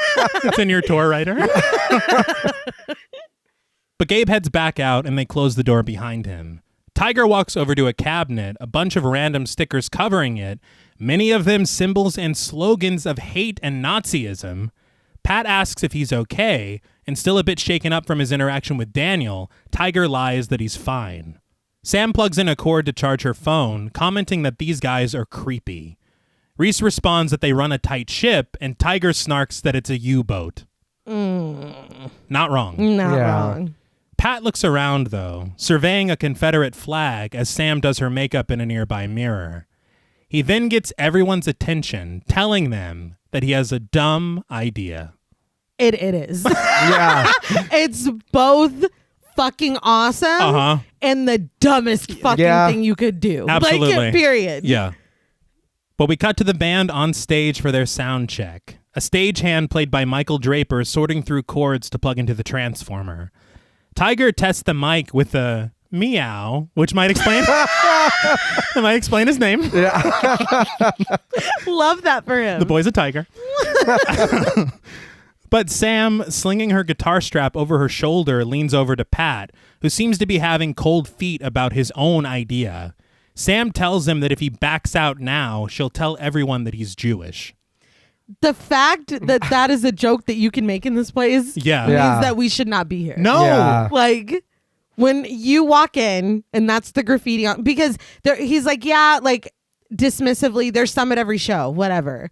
And even if you accept that, this is not just some at every show. No. Yeah. If you have that fucking flag in the green room, you have this graffiti on the walls, this is the majority. This is accepted. This is, either everybody feels this way or everybody else is cool with everybody that feels this way. Yeah. And either way, we shouldn't fucking be here. Like, we should not be here. And I know that's beating a dead horse, but seriously. everything inside of me just watching them is screaming, get the fuck out of here. Oh, yeah. And there are two flags that are draped on either side of the stage. Yeah. One of them is clear with Nazi insignia. Yeah. The other one we don't see completely, but we see red and we see white. Uh-huh. Okay. So these are on the stage. Yeah. Yeah. Again. Mm-hmm. Yeah. Yeah. Yeah. Mm-hmm. I see that flag on a sticker on somebody's car here, and I'm like, No, we're not gonna get too close. We're not gonna, because I don't want to generalize. You know what? Fuck it. I don't know what you're capable of. Yeah. You know what I mean? That already, no pun intended. That is a huge fucking red flag. Mm-hmm. Yeah. And now I'm standing in front of this and perform. Nah, dude. Like and that's another I'm sorry. thing. Yeah. That's kind of what got me thinking about as far as what people will do for money. Yeah. Because you should not be playing here. No, and not I at feel all. like it's a statement too, just about the grind of it all, and being like, look, we're in this phase where we're scratching to survive. We got paid in fucking beans and rice last night, but there still has to be a place where you draw the line. And it's like, this is like, I mean, I'm not trying to be dramatic, but it's like selling your soul almost. Like, I don't stand for this, Yeah. I don't know. I was just like, God, this ain't right. No. You were correct. No, I was the same thing. I was like, you guys shouldn't be here. No. They're pretty much, we're the enemy. They don't care. They don't care for us. Yeah. And like you, honestly, the same thing. If I see that on your car, you're like, oh, whatever. For me, okay, it's not more of a, what are you going to do to me or whatever. It's like, okay, well, now I need to watch you. Yeah. Because if I feel like if you're going to attack me, guess what, dude? You only know violence. I'm just going to give you what you want. What I mean, you know what I mean? I can't take my chances here because I'm afraid, how are you going to act a fool here? Or you're going to whatever. You're not safe. That's the thing. You immediately feel unsafe. Yeah. So I'm just like, what they're about to do, props for doing it. Mm-hmm. It takes massive balls, but you are opening yourself up to situations where things are already heightened, and who the fuck knows? Who knows what is going to happen? Yeah. But Pat just looks increasingly nervous as Sam motions to Tiger to start the show. Tiger greets the crowd, introducing the band as the Ain't Rights or the Aren't Rights. Either one. 2, 3, 4. That was great. That was great. But feedback screeches as Reese sits ready at the drum kit, and he does count the band in a pretty fantastic way, as I just said. But the Ain't Rights rip into a Dead Kennedys cover, which is fitting because Sam is wearing a Dead Kennedys t-shirt. Mm-hmm. But after shouting a verse about punk being about inclusivity, acceptance, and individuality, the band tears into the chorus with Sam and Pat on backing vocals, Nazi punks fuck off. Amazing. Oh, yeah. It's incredible. It is very bold, very Yes. brave. The audience reaction, I couldn't help but laugh a little bit. Yeah. They're like, no. Why I never? It's like you guys are offended. They did seem pretty hurt. It was wild. Like, this is our house. Yeah. How dare they? I will say that I did read that Saulnier, even in the 90s, whenever he was playing in his punk bands, Mm-hmm. he said that this was an issue at their shows. Right. You do a punk show, he said, and Nazis showed up. Yeah. Oh my God. And then he said the same thing. I read that was obviously the reason of using this song. Mm-hmm. And this was the only song that he said was actually in the script because it was so important to use. Yeah. And so when they got the rights to it, they were like dancing. Yeah. But Dead Kennedys had the same issue in their time. Right. They're trying to do a show and they're like, fucking Nazis are showing up to our fucking Yeah. shows. Is that why they wrote it? Yes. And so that was the thing about this is that instead of being like, well, because a lot of people say, well, you can't pick your audience. The Dead Kennedys are like, fuck you, we No. can't. Yeah. You know, and so they write a song like this and they're like, you're not welcome here. Yeah. And so that, I think, again, is very bold. And again, the fact that they went into the Lion's Den and played the song, The Ain't Rights, Yeah. they're all right. No. Yeah. Maybe they are right. Yeah. But I think in it, this is something, and I won't go too far into it because I know that you got a message of distaste in the past, T. I did. But that's the thing about, politically as well. It's been a conversation in the last handful of years of when a group of people think that you're speaking to them and you're not speaking to them, you need to publicly say, this is not for you. Yes. I'm not catering to you. I'm not speaking to you. And there are some people that don't do that. Yeah. And there are some people, the Ain't Rights, Dead Kennedys, Kennedys. that do. Yeah. And so it's like, I feel like there's a difference between the Ain't Rights playing at a Nazi venue Yeah. and Dead Kennedys just having these people show up and then being like, no. Like, no. Yeah. Absolutely. Yeah. But yeah, I would be worried about our van in the parking lot. Yeah. Mhm. I would be worried about us going into the parking lot after the show. This is terrifying. Oh yeah. And again, major hats off, props, whatever, because this takes balls. Yeah. But I'm scared. We can't teleport out of here. No. Yeah. No shit. We gotta leave. And we're the only van they don't recognize. Yeah. They know we don't belong The only there. van without a swastika. Yeah. We're fucked. Oh, God. But the crowd responds very negatively to this song, some wearing SS bomber jackets, and others even throwing their drinks at the band. Tiger dodges the bottle and just keeps going. But Worm, played by Brent Wurzner, stalks the crowd, maintaining eye contact with Pat. Worm takes a sip of his beer and spits it aggressively in Pat's direction, but Pat just continues strumming his bass guitar as fear and worry settle on his face. Yeah, we probably shouldn't have done this. It's just is this fucking play about us energy? Yeah. And Gabe is looking around like, I told these guys you were cool. It's like, Well, maybe This was move a Pat lot. to the back. They see Yeah. that you're scared. Right? Put Tiger up front. He seems more aggressive. Yeah. he's like, oh God. But Worm is followed by a couple of cohorts. Guitarist, played by L.J. Klink, and drummer, played by Casey Brown. Worm, guitarist, and drummer are Cowcatcher, the band. But Pat also notices Emily, played by Taylor Tunes, and Amber, played by Imogen Poots, who lights a cigarette. They sidle up next to Daniel, who passes Emily a folded-up note. Gabe watches them through the crowd as the Ain't Rights blast through another chorus before the song collapses in on itself, and the people in the crowd shout for them to fuck off. So much is happening right now, and I am too astonished and afraid for our band, for the Ain't Rights, to realize that a lot of important things are happening in the crowd right now. Yes. Like extremely important things. Yeah.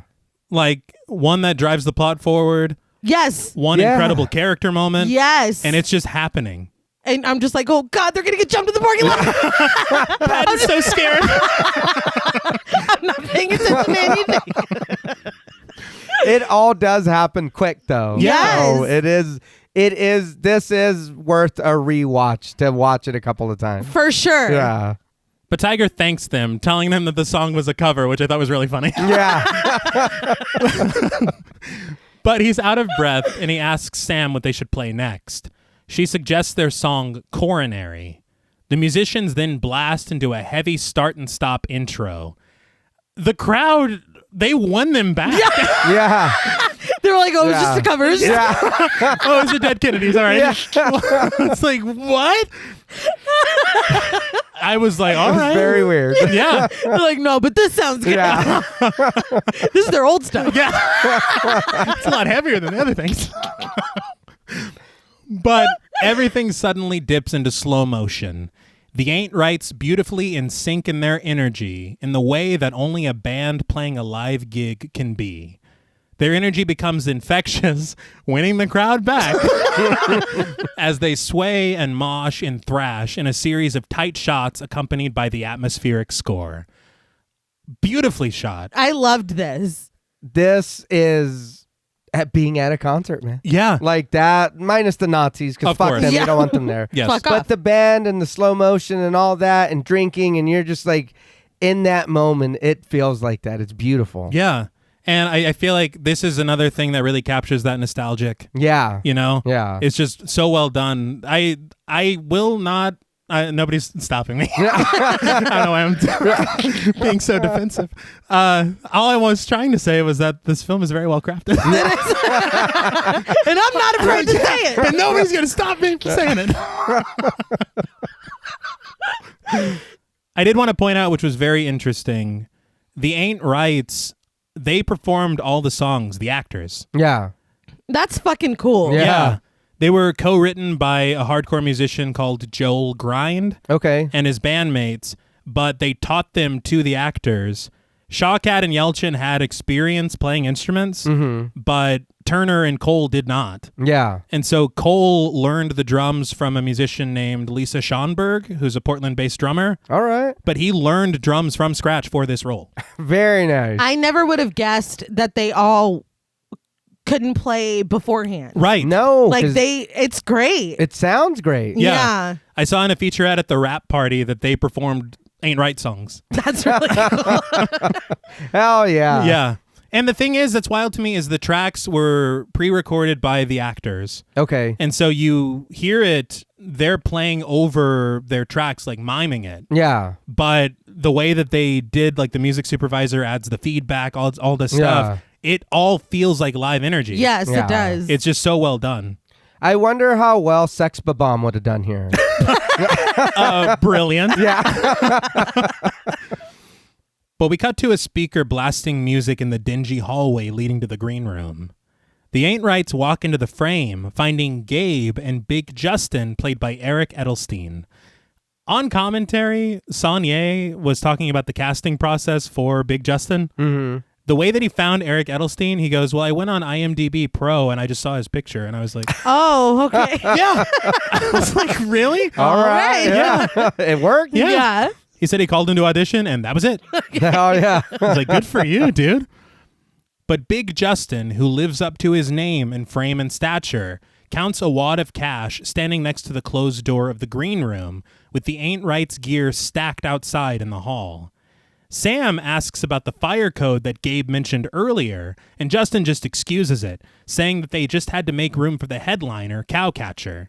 Justin, clearly in some kind of rush, hands Sam the cut for the band and tells everyone to follow him in the opposite direction. The band snags their gear, but Sam remembers that she left her phone on the charger inside the green room. Her hands full, she remarks that she forgot her phone, and Pat sets down his things to go get it for her. So again, it's very interesting because several times throughout the film already, the phone has been very important to Sam. Yeah. She's the one texting Tad. Right. That's the first thing that she does when she woke up with the crashed van. She cared more about her phone, Yeah, that's true. you know? Yeah. And so it's setting up this thing of it being very important to her. And so Right. of course she wouldn't forget it. Yeah. Then why'd you forget it? Well, she was on She stage. would, yeah. Oh, it's still going to stay in my pocket. Yeah, honestly, I would not leave it in the green room. No. Especially not what we knew we were going to go out there Yeah. and do. Yeah, it's true. We might need to make a very hasty. In fact, Reese, just use their drum. We might have to get the fuck out of here really fast. But Pat casually lets himself into the green room, knocking as he does, but immediately scooping up Sam's phone and charger. But then he freezes when he sees Amber standing antsy at the far end of the room, Guitarist brooding closer to him, and Worm sitting in a chair close to Amber. The camera dips down, revealing, just as Pat sees it, Emily's dead body on the floor right in front of the couch, the handle of a knife jutting out of the side of her head. Distraught and against Guitarist's protests, Amber asks Pat if he'll call the cops as Worm stares at him menacingly. I'm not gonna lie, I was a little taken back at how I felt, because I was like, dude, keep your head down. I don't know why I didn't see nothing, dude. Like what happens next, I was like, dude, are you fucking serious? He's like, whoa! Yeah. Oh, God. I was like, are you Dead body? Yeah. but No, I get it. yeah, But I know. God. you know where we are. Yeah. You guys are busy. Yeah. Uh-huh. Have a great set. Yeah. We warmed See them you up for never. you. Yeah. They might be a little costume. pissed off. Gotta go. I will say, though, and we're laughing, but I know that I would do exactly what Pat does next. No, yeah. It's horrifying. And then especially you're just da-da-da-da-da, like going in there, like it's, it's jarring. Yeah. Mm-hmm. But I feel like I would immediately downplay, like, look, we're not from here. We don't know you. Like, this is not our business. I don't see nothing. Like, don't Yeah. ask me to call the police, dude. Yeah, Like, don't. No, he's like, Just- that's how she sleeps. Yeah. That's her business. Everyone's different. Just say no and then do it outside. Yeah. It's like, Yes. no, I will not help you. I see nothing. I'm gonna yes, take off, you guys. just get the Yeah. fuck out of there. And then Just get call the fuck out of there. while Yeah. you're in the van. Yes. Driving away. Yes. But Justin, realizing that the entire band isn't with him anymore, shouts through the hall as he pushes his way back to the green room. Pat immediately begins dialing on Sam's phone as Justin stands in the doorway, angry that Pat didn't do as he was told and just follow him out. Pat forces past Justin, who tries to snag him but just rips off his jacket. The Ain't Rights run interference as Pat stumbles down the hallway, connecting to the police and frantically telling them that there's been a stabbing. He bumps right into Gabe and Drummer. Gabe able to seize the phone from Pat, with his frantic fingers ending the call. Gabe throws his hands up like, "What the fuck?" to Justin, who regretfully tells him that they didn't lock the door. Amber watches from behind Guitarist in the green room as Gabe tells everyone not to talk or to touch the Ain't Rights. He tells the band to stay put, and Sam asks him what happened. Gabe just responds, "Something terrible," and he tells them that he'll be right back. Gabe fast walks to an adjacent trailer behind the back exit of the venue, and the camera lingers while he's inside, and then follows him as he exits the trailer and heads back into the venue. Punk music still blasting through the speaker, Gabe returns to the hallway with a gun. Not a gun. Yeah. I don't know why, and at the time I'd be so mad. Why'd you have to walk in and see them killing somebody? Like, you brought them right to us. Yeah. It's such a sharp and unexpected turn. Yeah. Because you just know what they just did on that stage. They're gonna pay the toll for that. Oh, They're yeah. gonna have to answer for that. No. They No. were leaving. Yeah. They were leaving unscathed. And then they walk in on a fucking murder. Yeah. Like, it's just so Pat, why'd you do that? It's so Yeah. sad. Like, I think we want him back with coronary, dude. they really like Oh my God, the lady's been murdered. It's just so unexpected. It is. Yeah. But Gabe calmly tells the Ain't Rights not to worry and to just get back inside the green room. Sam's phone then rings in Gabe's hand with a call from the emergency call center, and he assures the band that everything is okay and leads them back to the green room. I will say, again, there's something about his energy as an actor. Mm-hmm. Even though he's clearly a piece of shit, Yeah. why do I trust him that everything's okay? That's what I'm saying. There's a weird nuance to his character. Yeah. Because it's almost like you don't want to be here, but I know you do want to be here. But part of me Yeah. is like, do you feel bad for us? Like, I don't know. It's like, it's very, very weird. Mm-hmm. Almost non-threatening. Like, Yeah. you Yes. don't want to hurt us. I get it. Like, if we're looking Worm, he wants to hurt us. Yeah. Worm wants to hurt us. Big Justin wants to hurt us. You seem reasonable. And you're like, nobody touched them. You know, if I got to trust any Nazi here, I'm trusting you. Wow. It's not my first choice. No. No. But Tiger, Reese, and Sam are confused as they walk back into the room, but their confusion quickly dissolves when they find Emily's body on the floor like Pat did. Gabe tells Drummer to turn the music down as they re-enter the room with Justin and close the door behind them. Justin argues with guitarist over the fact that the door wasn't locked, and Drummer shuts off the music. The phone's still ringing. Gabe points his gun around the room, telling everyone to be quiet as he answers it. He very calmly tells the dispatcher that they got cut off, and as he exits the room, he tells her that he was calling to report a stabbing. So again, at this point, you're like, all right. Yeah. He's just picking up where I left off. He'll take it from here. We'll be fine. But the room remains quiet, various reactions of frustration, shock, fear, and confusion pervading the small space. But Gabe returns after the call, assuring Justin that someone named Darcy is on his way and that he knows about the body, but he doesn't know about the witnesses. Reese tells Gabe that he can't keep them here and that he has to let them go, and Gabe assures them that they're not being kept here. They're just staying. He passes the gun over to Justin, telling him that he's up. Tiger asks what this staying is supposed to mean. Yeah. And a very frazzled Gabe just shouts for them to relax. Man, we're not leaving, are we? No. It kind of feels like I know you said we're not being kept, but it kind of feels like we're being kept. Yeah. He just pulled out a thesaurus and you're staying. But he repeats this order for them to stay calm, telling them that the cops are on their way before leaving again. Justin then makes a show out of locking the door, demonstrating how easy it is to do for a guitarist. But Amber snaps, rushing for Worm, calling him a motherfucker, and screaming for him to look at what he did. Guitarist tries to calm her down, pulling her off of Worm, as the Ain't Rights watch in horror. But in a nearby office, Gabe finds Clark, played by Kai Lennox, sitting at a desk and going over paperwork. Clark learns that Darcy isn't here yet when he asks Gabe, but he's surprised when Gabe asks him for $600, considering he just got $350 to pay the band. Gabe explains it simply. Someone is dead.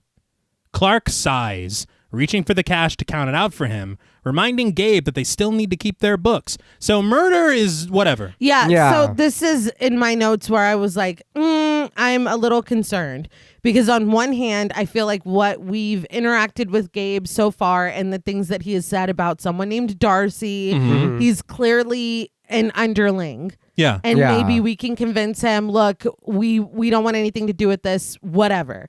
Because he, weirdly seems the most reasonable out of everybody that we've met. Mm-hmm. But the fact that neither he nor Clark batted an eye to someone having been killed is very concerning. Yeah. To say the least. I don't feel good about that. But with the $600 in hand, the men leave the office trailer after locking up, Clark asking Gabe what else he needs as they walk off together. Gabe tells him that he needs a true believer, and Clark says that he can supply him with 2. And I really don't like the sound of that. No. This isn't Stan Lee saying that. No.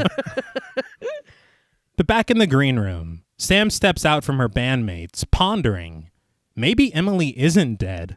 Girl. Yeah.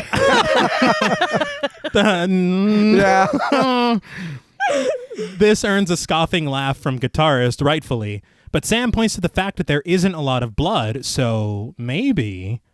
But Worm decides to pull a McCready and show them something we already know. He leans down, seizing the handle of the knife, which moves Emily's lifeless head to one side, and when he tries to tear it out, her body jostles, and he begins to drag her towards him by the blade. Worm then wrenches the blade from Emily's skull to a grimace from the group, and as blood pours in a steady stream from her head, Worm calmly tells Sam, "Whoomp, there it is." Yeah. Did you know it's whoomp? Yeah, whoomp. I thought it was whoop, but I was also a child at the time. I understand he's got a gun. You know what I mean?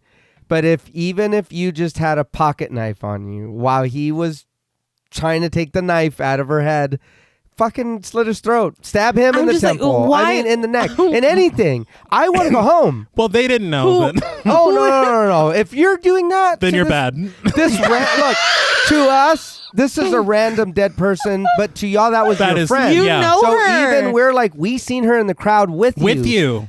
Again, these are random people to us, but that was your friend, and you're just pulling this knife out of her head like nothing.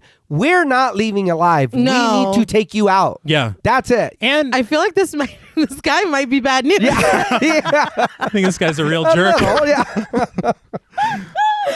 It's wild because they were talking about the quiet introduction of characters, and we saw all of them before the crowd shot. Yeah. They were standing with Daniel at his car, and it's wild because they were hanging out together. Yeah. And this is how it's just yeah. Yeah. But seeing this gruesome display is the last straw for Reese, who tells the rest of the band that they have to go now. Tiger approaches Justin, promising him that they didn't see anything. But when he gets too close, Justin raises his hands calmly to Tiger, telling him to just wait and that the cops are on their way. The stab drag situation? Saulnier said on commentary that he was up late one night and he was watching a prison documentary. Okay. And he saw this in the documentary. Oh, man. I believe it. Yeah. And he said that putting it in the film like this gruesome, was his way of working it out and kind of getting over it. Okay. Ugh. Yeah, there's wild shit goes on in there, man. I'm just like, why'd you do that? Like, we all know she's dead. Let her cling to That's what I'm saying. Yeah. illusion for a little bit. I think we need to hurry and get out. Our name's Paul. Yeah. Like, literally, this had nothing to do with us. Tiger tried it. Yeah, he did. Yeah. But outside the venue, Gabe stands before Twin 1 and Twin 2, played by Jake and Kyle Love, telling them that it's time to go above and beyond. Gabe asks if they need him to do it, but they assure him that they can handle it because it won't be the first time. What? Yeah. Yeah, remember a little low and to the left. Yeah. It's Billy and Stu all over again. But police sirens wail in the distance as Gabe hands one of the twins a knife and tells them to hurry up. They seize each other, and one of the twins braces for the blade of the knife, telling his brother, "Go." We hear the knife break the skin, and as the sirens get closer, Clark tells them that that's good enough. Gabe asks to see it, and the stabbed twin raises his shirt to show off the fresh wound, but Gabe was actually asking for the knife. He reassures them that it's an inch too short for felony possession, and then after thinking about it for a moment, he tells the stabbed twin to give him back the money that he paid him. This is so much. Yeah. Because I'm like, oh, so we need a non-lethal stabbing because This is what? the cops called back. So he got 600 from Clark, right? Yeah. So we're getting 300 apiece for this. I feel like if I'm getting stabbed, I should get at least 5. Yeah. Something. Well, he says he'll hold the money, Yeah. and if the stabbing twin gets arrested, they'll pay him double. So he'll get the 6. Okay. well, It's not oh, yay. You know? Cool. the stabbed twin is like, I'm feeling woozy. Yeah. What about me? Do I get double for anything? I think that was my pancreas. You need that. I need a new one. But 2 police cars round the corner into the parking lot, and out step Cop 1 and Cop 2, played by October Moore and Joseph Berteau. Cop 1 has both twins kneel, and we see a dark van pull up behind the cops and park closer to the building. Out of the driver's side walks Darcy, played by Patrick Stewart. He tells his men to give the police room to work, and he confirms that he's the owner when asked. This is such a shock to see Jean-Luc Picard, Professor X, behaving in the manner that he does and saying the things that he does. Deputy Director Bullock. Oh, Yeah. Deputy Director Yeah. Bullock. I watched several interviews with him where invariably the interviewer will ask or comment on the fact that this is such a departure from the roles that he normally plays. And each time he was like, well, I don't think I really play any one type of role. And I'm like, well, I've never seen you do some shit No, like dude. that. Let me just say that. I'm not saying that you're typecast, but this is new. Yeah. For me anyway. Okay. I read an interview with him where he was talking about the fact that he was emailed the script for this, which I guess is kind of just what happens now. It's sent through email, according to him. And he said that he doesn't like reading on his computer, but if it's something that he doesn't think he'll be interested in, he'll skim it on his computer. And if it's something that actually looks interesting, he'll print it out. And he printed it out after he barely started it, and he printed it. And he said that he was reading it, that his home is kind of isolated, that it's like surrounded by gardens and stuff. And that he was reading it with like a scotch or something. And about 30 pages in, he got up and made sure that all the doors and windows were locked because he was so unnerved. And he was like, I want to be a part of this. And I think it said that, or he said that it was from him receiving the script to getting on a plane to start filming was 10 days. Wow. Damn. But that he knew immediately that night that he wanted to be a part of it. All right. I had read Saulnier did an interview where he was talking about how they got him involved. Okay. Because obviously this is a huge get. Yes. Oh, yeah. And so what he had said was, as it turned out, after Blue Ruin, he got new management, and it ended up being the same management as Patrick Stewart. And so it's just the simple fact of having a connection. Yeah. And a shot in the dark, because he's like, Patrick Stewart will not want to do. Yeah. Patrick Stewart wants to do it. Yeah. He's like, I don't play any one type of role. I play Nazis all the time, dude. I don't think you do, Patrick. It's like, no. Sir Patrick. I don't think so. I don't think so, I've man. never seen you do that. No. Right, calm down, Charles. Yeah. And I will say, at the start in this scene, we don't see his face, but that voice is so recognizable. Oh, yeah. And it's interesting, last week we talked about him We did. not appearing, and here he is. Yeah. But back in the green room, the Ain't Rights wait patiently as they were asked to, along with everyone else who sits either in chairs or on the floor. There's suddenly a knock on the door, and it's a returning Gabe who tells Cowcatcher to clear out. Pat wonders where the cops are, and Amber asks Gabe what they're doing. Gabe assures her that they're sorting it all out and just tells her to hang tight. Guitarist and drummer leave without incident, but as Worm approaches the door, he stops and turns back to the Ain't Rights. After a tense moment of silence, he tells them that their set was pretty good. Pat is taken aback, especially when Worm asks, "What was the name of your second-to-last song?" Pat thinks for a moment, remembering Toxic Evolution. Worm comments that it's fucking hard, and then he whispers to Pat, "That's the one I did her to." This man needs to be locked up. Yeah. And you've ruined that song for us moving forward. So we're never playing? Yeah. You cannot let this guy roam free. Yeah. Oh, this is the one that Worm liked? Yeah. Gross, Gotta- dude. yeah, gotta- no, gotta- no. See, again, we gotta get rid of this guy. Yeah. But as Gabe leads Worm out of the room, Pat lets out a breath that he didn't realize he was holding. Justin shuts the door and locks it behind them, but Reese is already formulating a plan of attack. He loudly says that Justin only has 6 bullets, which causes an incredulous Justin. He's like, "Are you fucking kidding?" Yeah. And he just points the gun at them. What did you think is going to happen? Listen, I have very much a soft spot for Reese. Yes. Yeah. Moving forward, I feel like he is the MVP. He is. He and Sam, to me. Yeah. Yes, yes. But shh. Yeah. Be a little quieter about your It's plan. right there. Yeah. No shit. But Sam reminds Justin that they haven't done anything, but a defeated Amber who still sits on the floor tells her that it doesn't matter. Justin decides to correct Reese. They're not bullets, they're called cartridges. He says the bullet is the part that'll enter his brain if he doesn't stop talking shit. He also shares that this gun only holds 5 cartridges, not 6, because they're big as fuck and only 5 will fit the cylinder. Thank you Yeah. for the crash course on ammo. I really appreciate it. Thank you. What was it, Big Justin? Yeah. Thank you very much. So after listening to that, can we leave? Or is I that, really appreciate is that all you wanted? Was just to teach us, I'll go about take the a gun? training course right now. Yeah. Thank you. You've changed our life, Big Yes. Justin. I'll see you Monday, Big Justin. Maybe you could just move a little to the left. Hell Clitler or whatever the fuck you say. to the left. Yeah. To one side, please. But Justin asks politely for Reese to shut the fuck up and not to test him.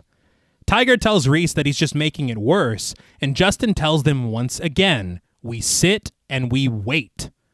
Amber rises to her feet, asking if they'll also die, but Justin assures them that they won't if they just sit and wait. I will say once again, with the characters not necessarily being completely fleshed out, but still feeling real and genuine to themselves. Oh, no, yeah. Because Reese has already proven that he's not afraid to get scrappy. Yeah. And this is, I mean, if there's ever been a time to get scrappy. Yeah. The time is now. The time is now. Puppy power. Well, even Emily, even she's like, dude, we're not getting out of here. Oh, Amber. Amber. Sorry. Okay, Amber. Yeah. Okay, I'm sorry. Emily's not getting out of here either. No, yeah, well, yeah. She's permanent. Yeah. Definitely not. It's a different story. But hearing that again, to us, they're randoms, but that's their friend. Yes. She knows them. Hearing her saying that or even being like, dude, just give up. I'm going to be fine. Well, hold on now. No. Yeah. No. Plus, I don't trust you. Like, I don't know. I know that she was like, call the cops, but I would still be heavily side-eyeing her. Yeah. You don't get a say in any. I'm sorry. No. But they're holding her you're just at like least us. Nazi adjacent. Yeah, dude. Yeah. And At best. Yeah. I watched you. You've been hanging out with Nazis all day. Yeah. I don't trust you. No. You were ska dancing. I see. Yeah, I you. saw that shit. But outside, Darcy, Gabe, and Clark go through the Ain't Right's van. Gabe recounts the recent calls made on Sam's phone, one to the police from Pat at 3:45 and the call that he received at 3:47. As Clark searches inside, Darcy asks who else knows about this situation aside from Daniel's cousin. Gabe replies that Tad knows that they're here, but he doesn't know anything else. But Darcy says that Tad not only knows who they are and where they are, but he might also know where they're supposed to be next. He orders Gabe to check their emails, but Clark reminds them the Ain't Rights played their set to the crowd, which leads Darcy to assume that the whole world knows that they're here and they'll be tracking it. I mean, a safe assumption to operate on. Yeah. Not that I'm rooting for this dude, but No. everything that I've read, he's described again and again as pragmatic, and it's, yeah. Mm-hmm. Yeah. Saulnier said that during the writing process, every single character, he thought logically about what they would really do or say. Okay. And so I feel like every single thing that happens kind of rings true to the characters he's written. Mm-hmm. Oh, yeah. It's astounding. But Gabe hands Sam's phone off to Clark, who wipes it with a cloth, and he explains to Darcy that he was just trying to contain this whole situation and buy them some time, admitting that everything happened very fast. Darcy takes umbrage with the word contain, but says that he appreciates Gabe's initiative and that they all love Worm. He's like, everybody knows. It's his Christian name, Worm. It's a shining star. Yeah, we all love Worm. Everybody knows that. But Gabe comments that Worm is a brother, and Darcy snidely remarks that he could have visited him while he was in prison then, saying that it makes a difference. It's like, can we just focus on the van, please? Yeah. So is he saying you should have just let him go down for this? Because he did it? I mean, that's what it sounds like. A little bit. I didn't know if he was saying that or if Worm has been to prison previously and he's like, you didn't visit him. I couldn't tell. No, it felt like, look, he did this. Yeah. You could have visited, if he's our brother, you could have visited him inside. Oh, that's... Like, you shouldn't have covered it up. You shouldn't have done the whole stabbing twins thing. Yeah, that's true. Like, you did a lot without any input from me. Yeah. And I would have sold Worm down the river. He called the cops. He got And I will say the $600. The thing for me as well is that is what I was talking about at the beginning. Yeah. Is this one action from Worm, everybody's fucked. Yeah. And it's huge. Mm-hmm. But Darcy echoes that sentiment that they're all in the stew for a selfish and impulsive act under his roof. They move to the back of the van, the camera following them from the inside, as Darcy asks Gabe if he sees a way out of this. Gabe doesn't, but almost on cue, Clark locates the Ain't Right's siphoning kit, which pleases Darcy. Music blares from the venue as Darcy tells his men, no guns. He asks if Clark has a no trespassing sign posted at the residence, and Clark responds that they have a beware of dogs sign instead, but Darcy says that this is even better. The speed with which he thought of this cover-up is horrifying. Yes. Yeah. And it's very thorough and... Yeah. Yeah. But back inside the green room, Tiger asks his bandmates if anyone even knows that they're in here. Sam remembers that Tad does, but Pat steps forward, telling them that he thinks that they need to go for it. And Reese, always ready for a fight, agrees. They approach Justin, who stands up immediately, cocking the gun and pointing it at them. But before he can properly threaten them, Gabe knocks on the door, asking if everyone is okay inside. Justin gives quasi-assurances, still pointing the gun at the group. Pat asks where the cops are, and after hearing a threat of violence from Justin, Gabe shocks everyone when he orders Justin to give the band the gun. Gabe says it's over, and he repeats his order for Justin to take the bullets out of the gun and hand it over to the band now. He plainly tells Justin, do not shoot them. I think that would give me a little hope. Yeah. Not like a lot, but like, okay, as long as we have the gun and you have the bullets, there's still more of us. Mm-hmm. Yeah. Like, if something does go left, we should just fucking attack you. And I feel like what's so strange to me is that, again, Gabe feels reassuring. Yeah. Even though he's clearly being like, don't shoot them, we need their bodies a certain way. Yeah. Do not shoot them. Well, he left that part He out. did. It doesn't fit with the... just don't shoot them. Don't do it. But Justin, with his gun still pointed at the band, asks if Darcy is here. Darcy's voice then comes booming through the door, confirming his arrival, and Justin immediately lowers the gun. Darcy calmly introduces himself as the owner, apologizing to the Ain't Rights for the current circumstances, and admits that he's playing catch-up himself. Amber then realizes that the music coming from the venue that's playing over the PA is Cowcatcher. After everything, they're still playing their fucking set. They're like, listen, the show must go on. Yeah. We came to, I don't know, kill people and, and play punk. And we're all out of killing people. Another Carpenter reference. But after removing the cartridges from the gun, Justin hands it over to Sam, and Reese slowly makes his way around to Justin's side. Pat thanks Darcy for his apology, but he tells him that they'll only open the door for the police, and says that it's either that or they keep the bullets. Or cartridges, rather, after that lesson. Yeah. We were listening. Yeah. Darcy says that he has no problem with this, and having handed over the gun, Justin goes to open the door, but Reese now stands in front of it. Tiger tells Reese to open the door, but Sam puts it together, telling Pat to do the math. She shouts to Darcy, asking where the police are, and Darcy tells her that it takes a while for them to get out here, and he wants to make sure that no one else gets hurt in the meantime. This is so it's very, you're on the fence of this is believable, they're fucking lying. This is believable, Yes. they're fucking lying. Like, it goes so back and forth. Yeah. I was kind of expecting him to be like, I'm not opening the door until the cops come. And he's like, no, that's understandable. Hello, this is the police. That's the same voice. You sound like Professor X. This is so scary. Yeah. And I will say that something that we talk about a lot is that even though he's playing a fucking evil piece of shit, Yeah. it's still Patrick Stewart. Yeah. It is. And so there's this level of legitimacy and believability and trust that is just implicit with this actor. Yeah.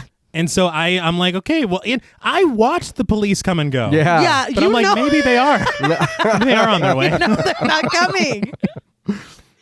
Plus the fact that they're playing their set. Yeah. I think that would tell me everything that I needed to know. The cops aren't coming. No. Especially if you're like, okay, there was I'm reporting the stabbing that you were trying to report, and we all know that he did it, but you're still letting him go. Like, it is screaming that something's wrong. Yeah. Unless it's like, everybody loves Worm. We'll give her one more shot before he goes away for murder one. But Sam shakes her head, as something is clearly wrong. Justin tries to reason with Reese to open the door, but out of nowhere, Tiger screams wildly and charges toward Justin, biting his shoulder. He's promptly grabbed by the throat and punched into submission, but with his back turned dealing with Tiger, Reese climbs Big Justin, putting him in a rear naked choke. As he flails, Justin kicks a vent on the door with his red-laced boot, creating a small window through the grates. Reese shouts for help, and Amber snaps into action, kicking Justin in the knees to help bring him down.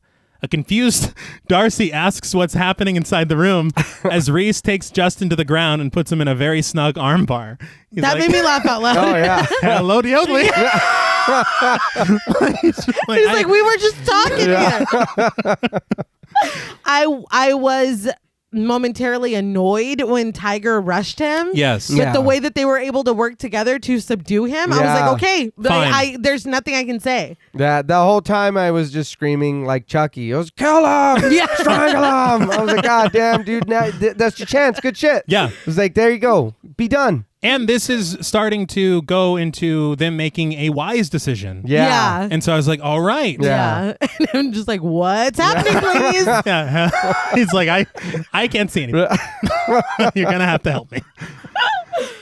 It sounds bad. No.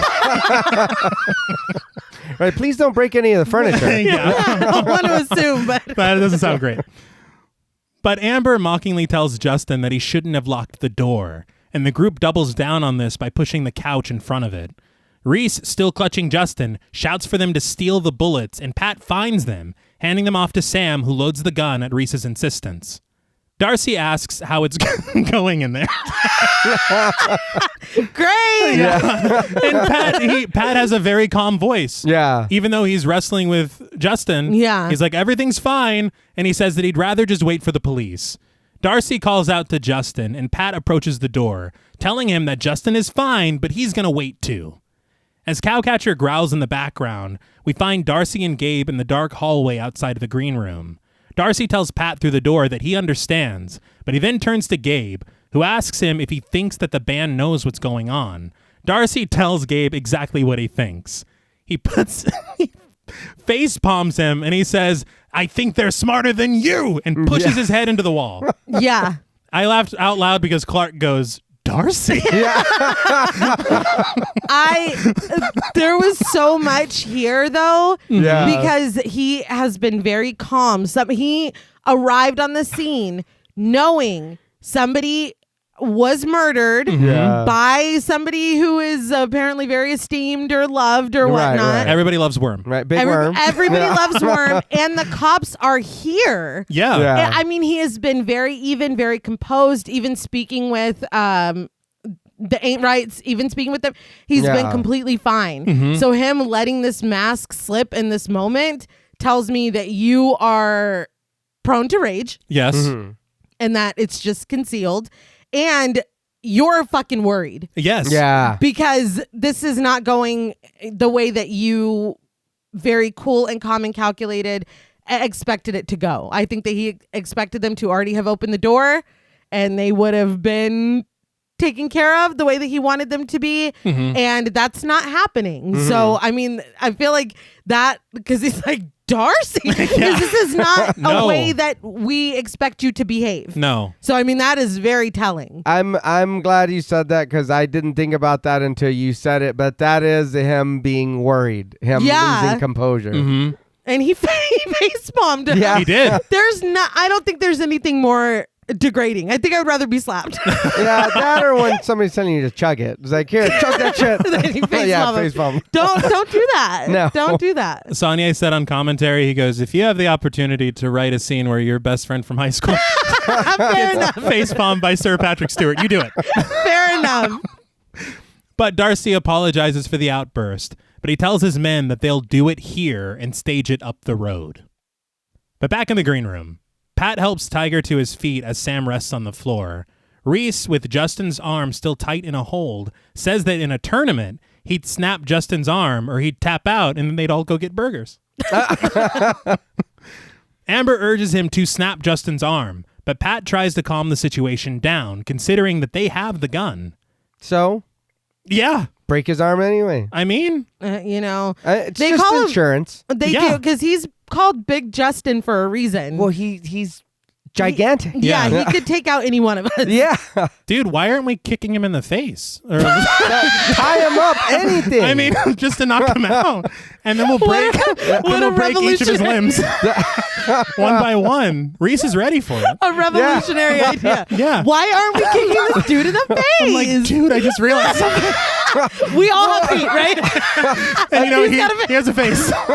But again, you're right, though. After all the events and everything that keeps happening, the shit he's saying, them at the door trying to telling us the cops are not coming or whatever. No. We are in fucking very, very huge amounts of danger. Yes. Let's neutralize that danger. Yeah. Naturally. But feet our faces natural. But Sam, realizing that she has the gun, suddenly has a change of heart, saying that she doesn't feel good with it. She tries to pass it off, but there are no takers except Amber, who Sam does not know enough to trust. She tried it. Yes. Yeah. But again, for all I know, you're the fucking rat. Yeah. Seriously. I mean, Reservoir Dogs speak for you could be one of them. Mm-hmm. Yeah. It is odd that everybody else got to leave except for you. Yeah. Are you a leave behind? Are you a plant? I don't fucking trust you. I'm sorry. I know that they're your friends. Yeah. I saw you guys. And maybe you're so sad because you can't believe you stabbed Emily. I mean, I don't know. I don't know any of you. But I wouldn't want the gun either. Oh, no. Yeah. I feel like, I don't know. I don't know who I would be in this situation. I think I could hold the armbar on Justin, or I could be Pat freaking out. I'm Pat. Those are my two speeds. Tag yourself. I'm Pat freaking out. Tag yourself. I want to be a Reese, but I think I'm a Pat. But Reese tells Sam to just keep the gun for now and that he'll take it when he's back on his feet. He then focuses all of his attention on Justin, wrenching his arm and asking him, "When I let go, what are you gonna do?" Without thinking, Justin responds that he'll BF everyone in the room. I was like, no, really? Yeah. Again? Feet to Kick the face. him in the face. Yeah, now. Yeah. But Reese just pulls his arm tighter, telling him the correct answer. Justin is going to sit crisscross applesauce, and he forces Justin to repeat it. But before he finishes the sentence, Reese releases the hold, kicking Justin away and reaching his feet, snatching the gun from a very impressed Sam. He points it at Justin, who holds his arm and leans angrily against the chair. Pat asks if there's another way out of here, and Amber tells him there's not. Back in the office, Darcy cryptically asks Clark, "Have you fed them today?" Clark says that it doesn't matter because they're professionals, and Darcy tells Clark that he might lose a couple by the morning, maybe a bunch, but this doesn't bother Clark at all, who reminds Darcy that they're pros. Darcy opens the door for Clark, promising him that he'll be compensated. Gabe, meanwhile, sits scribbling names on a small piece of paper, but when Darcy asks in annoyance how many names are on his list, Gabe rises to his feet and follows the men out of the office. Clark tells Darcy how much he'll need to be compensated, telling him that it's $1,200 for a prospect, $2,000 for a bait dog, and he says that he's not using any studs or champs unless Darcy wants to pay him $20,000 a head. Darcy says that this operation might cost Clark his livelihood, but as long as it doesn't cost him his, Clark is covered. Wow. Yeah. Yeah. And I've told this story before, but as somebody who was bit in the face by a dog, I'm horrified that we're bringing trained attack dogs into this. Beautiful dogs, though. I'm scared. They're dogs. I like dogs. I always had a dog growing up. I had a couple pits. I loved them. But again, they are when in the wrong hands and trained for shit like this, for like there's no reason to do that with animals. No. They're animals. They deserve to be loved, and they just want to be in a good home. And I know don't teach them to do this shit. I know logically that no dog is inherently bad. Yeah. That it's a product of how they were trained or raised or what have you. But I see a pit bull and my scar does start to burn like Harry Potter.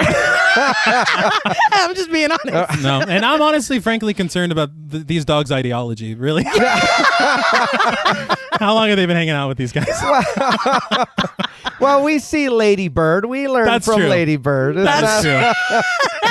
More King of the Hill. And I will say that I think this is probably because there's so many references to Carpenter. Yeah. What a sly reference to The Thing by having the dog trainer be named Clark. Oh, that's okay, brilliant. yeah. That's great. But as they head back inside the venue, Darcy reminds them that there will be cops, so they'll need to clean out the residence. But he suggests leaving a roach in the ashtray. He's like, we don't want to be too clean. Not too clean. It needs to be believable. Yeah. As they enter the hall, he orders them to put Daniel on the door and pull the van around. But he realizes that the keys to the van are in the green room with the band. He excuses Clark to tend to everything on the agenda, but upon noticing the band's gear stacked in the hall, he tells Gabe, this is a fire hazard. They were being right. honest. Yeah. And he's right. It is a fire hazard. It is. He's running a business. But they head out to the bar, past Cowcatcher still loudly playing their set to a packed crowd. Gabe confides that he wouldn't put Daniel on the door, which Darcy accepts without question. But he asks the bartender, played by Jacob Cash, where Daniel even is. The bartender, pouring a shot, says that Daniel stepped out and he's covering for him. He asks if everything is okay, but Darcy and Gabe leave without answering or drinking their shots. They head back to the Ain't Right's van, but when they're unable to find keys in the usual hiding places, they head to the utilities shed. Daniel sits behind the wheel of his car in the parking lot, nervously tapping his thumb on the steering wheel as the engine rumbles loudly. This is so sad when you realize. Yes. Yeah. Incredibly. But Darcy and Gabe approach him, Darcy admiring Daniel's new car. Daniel quickly explains that he's just turning it over, it was such a rushed excuse. Yeah. I was surprised that they're like, what are you doing? They're preoccupied. That is true. They got a lot going on. But he asks Darcy what's going on, and Darcy gets right down to business. He says he needs some of the squad, red laces only, and he needs them now. So this is when I looked up and I read an article about the lace code culture. Mm-hmm. And I learned that it also came about in London in the 70s. And the different, do you remember those jelly bracelets that we used to wear where it was like, if you're wearing a purple one, that means you suck dick or whatever? Jesus Christ. Remember that's what they said. Please, somebody back me up. A little decorum, please. But the yellow means you do this and the red means you do this, whatever. It wasn't true, but it was like, remember the news reports that are like, people are soaking tampons in alcohol and shoving them up their ass. And it's like, nobody's doing that. It was one of those things. Oh, okay. I think a lot of times it's a slow news day and they're just trying to... Yeah, fit something in there. Because I wore mad amounts of jelly bracelets and I just liked them. Yeah. But anyway, it's like that where it's like this color, but like true. Cut that. What a roundabout way to to all of this. It's just what it made me think It's not of. like the Margarita song, right? No. Anyway, but that's when I had learned about Sharp. Because they were signified by yellow laces. It was the skinheads against racial prejudice. And then blue was to signify that you've killed a cop. Wow. Purple stood for gay pride, which is when I was like, what? The yellow and the purple, I was like, I did not know that there was any love and peace and celebration in your culture at all. I did not know that. No, any level of positivity. Yeah. No. But black signified neutrality. White is for white supremacy. But red is also for white supremacy, but it's supposed to signify that you have spilled non-white blood. Jesus. So if this is what he's calling for, it's very obvious that nothing good is going to come from any of the characters wearing red laces, which we did see. Was it Justin, right? Yeah, Justin. He is. So already, for me, for the rest of the film, my eyes were out for that. Yeah. And there are quite a few. Break his arm. Yes. Break his arm. Break kick his face. Everyone take turns kicking his face.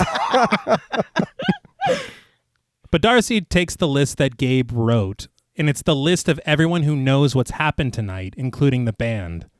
Daniel, stepping out of his car, is still out of the loop, but Darcy, looking over the list, says that it's manageable. He tells the men that from here on out, not one single name gets added to the list unless they have red laces. Gabe reminds Darcy that there are 80 people inside the venue right now, but Darcy just turns to Daniel, telling him to gather 4 of his men and to give Gabe the keys to his car in case they need to play valet. Back in the green room, Reese keeps the gun and his watchful eye on Justin as Tiger attempts to find a way out through the ceiling. A bit of dust falls onto Sam, who freaks out, saying that it could be asbestos. That's what you're worried about? I was going to say, I love that you're optimistic enough to worry about that. Yeah. Tiger assures her that it isn't, and Pat asks Amber if she has a phone, but she tells him that they took it, and Emily's too. Pat asks for permission to search Emily, and the camera glides over the coffee table as he does so, unfocused in the background, finding cigarettes, a lighter, and Daniel's note that he gave her earlier written on a napkin. Pat unfolds it and finds the word Fleischwolf written in blue ink. Sam tells him that Fleisch means flesh or meat, like a Fleisch salad. Okay. He's like, all right, hey, whatever you need. Yeah. She says that it's German. Pat is confused, wondering what meat wolf could possibly mean. Tiger comes up empty on an exit strategy, telling the group that the ceiling is solid, and Pat doesn't find anything else on Emily. He stands next to Reese and tells him to empty his pockets. After Justin antagonizes Pat with a slur, Amber suggests that they just shoot him. I mean... Yeah. You know? Although, if they come back to the door, somebody better do a real good Justin impression. Yeah. I'm sure they can come up with something. But the group allows Justin to sit in the chair now, and he empties his pockets of a chain wallet, some change, his keys, and some bottle caps. Pat isn't satisfied, telling Justin to turn his pockets inside out. He turns one, but not the other. Pat orders him to turn the other one, and Justin reluctantly throws a box cutter to the floor. Sam is relieved that it isn't in Justin's possession anymore, but Justin continues digging, pulling out his cell phone, promptly breaking it in half with a sarcastic, oops. Now we kick him in the face. Yeah. Oops. That was the last nail in your coffin, buddy. It all happened so fast, and the group can barely even react, with Tiger asking in disbelief, was that a phone? So disappointing. Yes. Yeah. But just as the question leaves his lips, all the lights in the room go out. In frantic darkness, Pat urges Reese to point the gun at the door. Like, where's... Why? Like, you got it, boss. You're pointing it right at Reese. It's like, dude, Jesus Christ. All right, he is Reese. He is Yeah. I'm not a door. But I still think we should keep it on Justin. Yes. And listen for any scurrying or movement. But Sam, optimistic, says maybe it's a raid. Maybe the police are here. Amber can't believe her ears, but the group grows louder trying to come up with a plan when suddenly a small flame flickers in the darkness from Amber's lighter, illuminating her face in a dull orange glow. She tells the group, "Careful now," and lights a cigarette in her mouth. After taking a puff herself, she slowly creeps over to Justin, telling him to smoke it. As Justin accepts this deal, the small light of the cigarette in his mouth, Amber tells Reese, if the cherry does something you don't like, shoot. Clever girl. That's pretty smart. Yeah. Justin's like, don't mind if I do. Yeah. But no, I completely agree. Yeah. That is brilliant because when she lit a cigarette, I was like, this is the heel turn. She's Darcy. Yeah. Like, I was like, I don't know. She's But Darcy. she's one of them. I was like, this is it. Yeah. No, I was very impressed. Yeah, and I will say that moment is very cool. Yeah. 24 or 25-year-old me was like, why couldn't I have written that? But Reese thanks Amber, and she tells everyone to get comfortable. But Sam comments that the plan was pretty smart for a Nazi. But Amber tells him that she isn't a Nazi, and attempts to explain how she fell in with this group. But we see the camera glide through the darkness over to a tear in the floor's carpeting, where light bleeds in from below. Tiger notices this and interrupts everyone to get their attention just as the lights come back on. Back in the venue proper, Darcy takes to the stage, announcing to the crowd that it appears they tripped their main. He says they have a backup generator going now, but he's afraid that they'll have to call it for the night. He promises another show on Sunday with no door charge for tonight's inconvenience, and free drinks from 2 to 4. I was like, he really wants them out. Yeah. What a good way to do it. I mean, Yeah. Oh, and power shut down. We got to go. Everybody's Yeah. partying too hard. Yeah. Yeah. You guys are enjoying the show too much. Yeah. But with the crowd firmly on his side, they all leave happily. We cut to the glow of a ringing phone inside of a bag in the office and find the cause of this glow.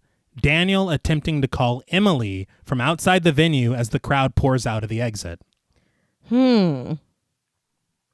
Interesting. I didn't know if you were going to say it or I should. I was also really confused because Darcy said something about a racial advocacy workshop. Yeah, it's coming up. Yeah. Yeah, I don't like it. I hate it. You know what he's doing. Mm-hmm. But still on stage, Darcy does tell anyone in the crowd attending their racial advocacy workshop on Wednesday it's still on unless they hear otherwise. And he reminds them, this is a movement, not a party. He tells them all to stay safe as the remainder of the crowd leaves the pit. Fuck you, Darcy. Hey, throw a drink at that guy. Yeah. Please. But outside, Daniel approaches a group of skinheads, passing a joint around. He asks which of them haven't smoked yet, and 3 of them raise their hands. They're Jonathan, played by Samuel Summer, Kyle, played by Mason Knight, and Alan, played by Colton Rushinsky. Daniel asks them to come with him, and we get a shot of their red laces as they follow. All the vehicles exit the parking lot, and we see Worm, who downs a bottle of liquor and tosses it before getting behind the wheel of his car. Man, this guy just keeps. Yeah. It's like, is there anything redeeming? Well, at least he doesn't. Oh, okay. Yeah. God damn. And I'm just dude. replaying Darcy's like, everyone loves Worm. Yeah. It's like, really? This is who you've hitched your wagon to? But Darcy procures 2 small bags of drugs to give to the men, ordering Gabe to tell Cowcatcher that the party's on them if the band holds up for a couple of days. Gabe notices that the drugs are stamped with the words Grove Street, which Darcy explains with a racial epithet will point elsewhere if the band gets booked for possession. Not Grove Street. Yeah. Yeah, I was like, really? Is that a reference? I think it's intentional. Yeah. That's great. I mean, not what Darcy's saying. No. Again, fuck Darcy. But Yeah. but Grove Street. That's great. We all love Grand Theft Auto. San Andreas.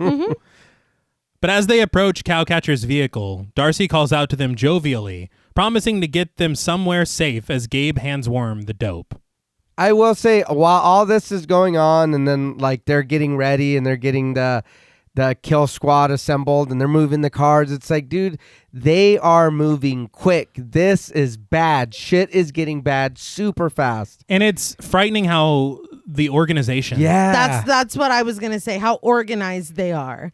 Because it's like, okay, this is a situation. We need this, this, and this. You have these dogs. We'll get them out of here. It's too clean the way that it's horrifying. Everybody's listening. Yes. Just, oh, yes, sir. Yeah. Just, oh, I got to do this. Oh, all right. my God. No questions, no anything. Just instructions. Got it. Follow. I hate it. Terrifying. But as you said, the Ain't Right's van is also moved, a few of the men pushing it through the dim evening.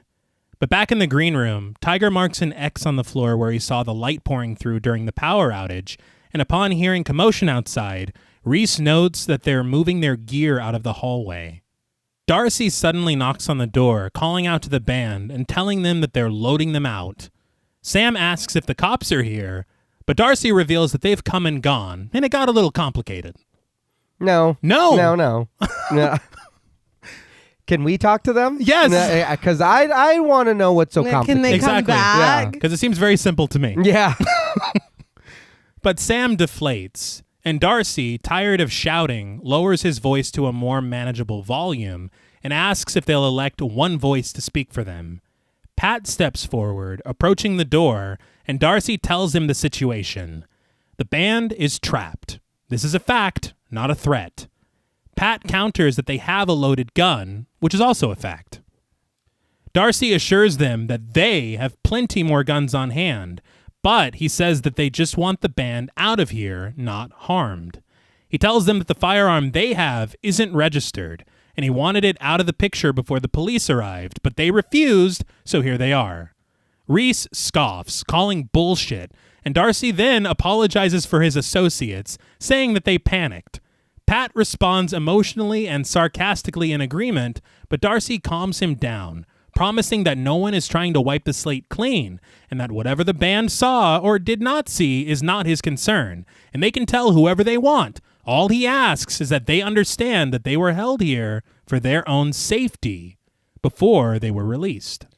That's where you went too far. Yeah. You can tell whoever. Now No. I know you're fucking Yeah. lying. You would never. Now I know you're lying. Yeah.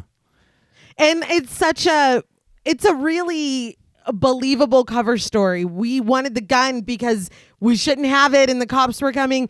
It's like, for a second, it's like, okay, that kind of makes sense.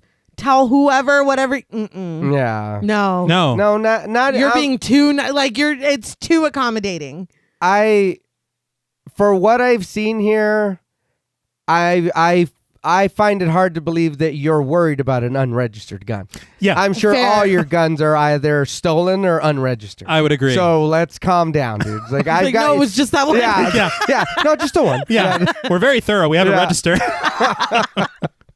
And the thing is again, he's saying so many words that sound good. Yeah. Your own safety Mm-hmm. before you're released. You're like, yes. It's almost like he's gaslighting them. Oh, Yeah. yeah. Because it's like, we were trying to help you. Like, you were held here safely. Shit's crazy out there. But like, it's just very like, were you really? I mean, Yeah. you know? And in the moment of desperation, because like Sam keeps trying to cling to shit that is obviously not true. Yeah. You would almost believe him. Yeah. Like, that's scary as fuck. But Pat looks back at his bandmates who share his worry but feel the tension lowering. Pat thanks Darcy, but for clarity, asks if the police are coming back. Darcy repeats, they've come and gone. I feel like I already said that. Yeah. Pat goes, that's what concerns us, man. Yeah. Well, yeah. Yeah. It's just so relatable. It is. That's what's so scary. But Darcy reiterates that he just wants that unregistered gun out of the picture. Okay, well, when you let us go, we'll take it with us. Yeah. You don't have to worry about it, dude. Let us get pulled over down the street. Yeah. Call the cops on us and we leave and Yeah. have them pull us over. That's fine. And then we'll tell them exactly. Yeah. You don't need this gun. But Pat steps away from the door, accidentally walking through Reese's line of fire to consult his bandmates on a strategy. Tiger suggests they dig through the floor, but Sam isn't into this idea, saying that they could just shoot them at any time. Pat says that they haven't, though, and that they don't even know that they have guns. But Amber assures them that they have guns, no question. Oh, yeah. Thank you. Yes. Thanks. Sam still doesn't trust Amber, but when Reese remarks that they have zero leverage, Amber suggests that they ask to trade a phone for the gun. Tiger asks, what about Big Justin, who still sits there quietly in the chair with the gun on him? I'm like, I forgot he was here. Yeah. You've been so well mannered. Sorry for kicking you in the face, man. But Reese just says that he'll wrap him up again. And after confirming the new plan with his group, Pat reapproaches the door, proposing the deal. The gun for a cell phone. Darcy promptly rejects the deal with an apology. And when Pat asks for a registered firearm instead, Darcy calls this request funny, and then he checks on Justin, asking if he's alive and well. After Justin confirms that he is alive, Darcy returns to the band, telling them that he hopes that they appreciate the situation. Things have gone south, but they have to know that if they don't hand over the gun, it won't end well for them. Okay, but your friend is in here too. Yeah? See, and they said that they have no leverage. That's your leverage. Yeah. Yeah. Is Big Justin. And we Yeah. know he's one of your favorites because you gave him the fancy laces or whatever the fuck he's wearing. Yeah. So, And he got the unregistered gun. Yeah. So we have Big Justin, and we will use a big cartridge on Yeah. Big Justin. Yeah. If you don't make with the fucking off or whatever. Nazi Make with punks. the, yeah. Make with the police. Make with the, whatever. Anything. Although I will be completely honest, I would not trust any cop that walked into this establishment. Yeah. I would think that they were on the payroll. I would just let us go, man. I don't want to talk to the police. Nothing. Like, just please, please. Just let us go. It's just that simple, man. But Darcy proposes a scenario. For all he knows, he's come to his place of business and some out-of-town band is locked in a room with an unregistered gun inside, and someone's hurt. Maybe they have a hostage. Pat can't believe what he's hearing, but Darcy continues, asking what is he to do? Is he within his rights to intervene? Should he kick down the door and start shooting? Or can they just remove the guns from the situation? As Pat's eyes fill with tears, Darcy gives them 30 seconds to answer. Well, don't do that. No. No. That's not enough time for anything. We're not playing Jeopardy. This isn't a jigsaw trap. Oh, no, it is. Turn the recliner to where Big Justin is facing the door. Oh. I'm going to stand behind him with Yeah. the gun to his head. Please come inside. Fair Tell- enough. tell- Go ahead. Call the cops and tell them that we broke in. Tell Yeah. them we have this unregistered gun. Again, go call the cops. Yeah. See, Go- if we're ever trapped in a green room by Nazis, I want you to be there with me. Oh, no. Yeah. So I'll be like, please just let me leave. Like, he sounds nice. I don't Yeah. know. I think I believe him. He sounds like Jean-Luc Picard. There's something Something. really I trustworthy don't about know his why, voice. but I just do. Yeah. I want to trust. It's like, Nate, stop unlocking the door.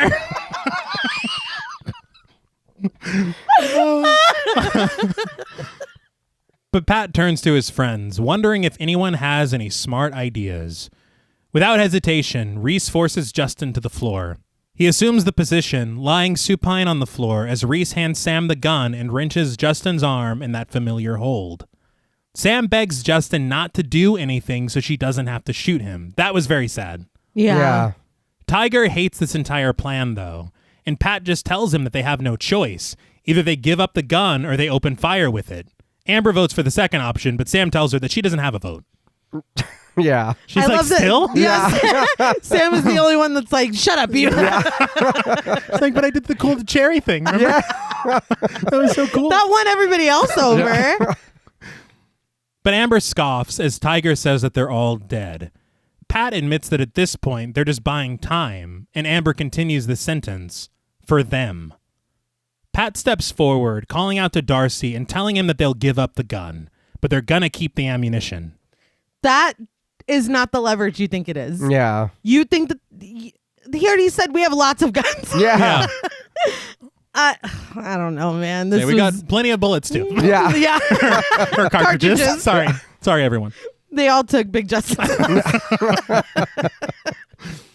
But Darcy accepts this, agreeing that it's safer for everyone this way. As Pat and Amber move the couch out of the way, Sam removes the cartridges from the gun. She hands the empty gun to Pat, and Amber crouches down to the busted vent at the bottom of the door as Pat steals himself. Reese clutches Justin's arm as Pat reapproaches the door, telling Darcy to stand back. Amber watches as Darcy takes 2 slow steps backward, and with a tear rolling down his cheek, Pat goes to unlock the door. Low atmospheric music rises in the background as Pat unlocks the door and creaks it open in a tight shot. Darcy appears in the crack of the door, asking if he can approach, but Pat tells him not to because he's going to throw the gun out. Darcy tells him to be careful with it because it was a gift, and Pat takes this to heart. Yeah. Wow. my This was so frustrating, dude. I'm like, I'm cringing. I'm stressed. Can we pick Sam to speak? Can we- Because I just felt so bad because I'm like, Pat is so good that he's like, well, I don't want to damage this Nazi's gun. Like, really? Oh my Fucking God. throw it. Yeah. Who knows who Oh, gave yeah. it to him, you know? Throw it. But he reaches the gun out and pulling the door open a little more, the view through the vent widens and Amber notices Darcy is not alone. Several pairs of boots with red laces surround Darcy on the opposite side. Amber chokes out a warning to Pat. They're killing us, but it's too late, and the red-laced boots rush for Pat's arm. Sam screams for him to keep the gun, but as he pulls his hand inside, it is seized and pulled back out. Sam and Amber try to pull Pat back inside, and Tiger jabs a long piece of metal out of the door to defend Pat from the attack. Pat tries to pull himself away, and even submits, just fearfully repeating, "Okay, okay, okay." But suddenly, his pleas turn into anguished screams of vibrant pain, and in the frenzy, Reese takes it upon himself to break Justin's arm at the elbow. After he does, he rushes to his feet and is able to help the group close the door and pull Pat back inside.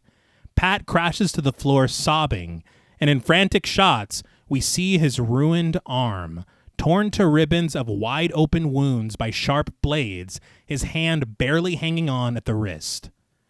Amber stands frozen in horror as Tiger tries to wrap what's left of Pat's arm with a towel and apply pressure to it.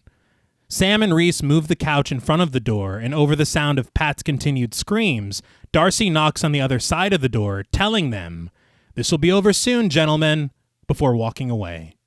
Listen. The moment between Amber seeing those laces Yes. and them getting that door shut again, I'm sweating. Yeah. I'm cringing. The chaos is unbearable. It's just one thing after. When he breaks Justin's arm, I winced. When you see Pat's arm, God. the fact that the way that they fucking went to town on his arm is so fucking scary, and just all semblance of, no, we're just trying to help you. It's fucking gone. It's done. It's like a wolf in sheep's clothing. He just wanted you to open that door. It is terrifying. Yeah. It's so scary and chaotic. All of that being said, why the fuck did you open that door? That was gonna be my comment, but I'm so stressed. Why did you trust this Nazi, especially their leader? I don't know. Especially their leader. We've been through all this. We've seen his underlings have all told us they don't give a fuck. They've all shown that they don't care and told us we were gonna die. Yeah. At some kind of point or another in some way. Even the girl that they left here is like, oh no, they got guns and they're gonna kill you guys. It's like, all right, I understand, and I get the whole let's get the guns out of the equation and all that. There's no way, even if he's like, it's a family heirloom, fuck you. Yeah. I'm just barely cracking the door, pushing it out, and closing And that's it. Yeah. I don't need to, here you go. Come and take it. Is there a pillow to lay it on? What the fuck are you doing? Then you better be ready to catch it. It stressed me out so bad. And her seeing those laces and knowing exactly what the fuck was going to happen. Yeah. It gave me chills. Yeah. And this is what I was talking about at the beginning, where I was like, I've never seen anything like this. No. His arm, I felt like that thing from Arrested Development where he's like, oh my God, this guy's arm.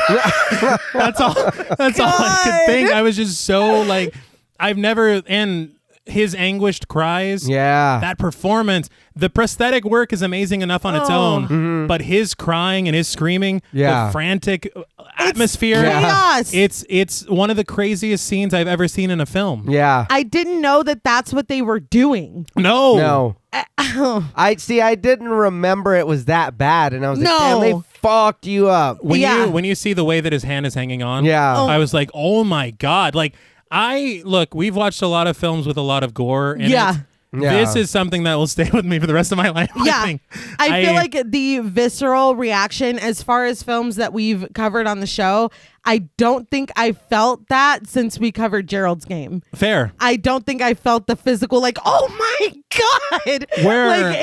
It's like I have a physical, like, Like, I don't know if I can watch this. Well, this is horrifying. Well, I think the difference is in a lot of the gore we see in other movies, it's like we see that it's gore. Yeah, or it's like gratuitous. We can tell, that this is a little over the top or whatever.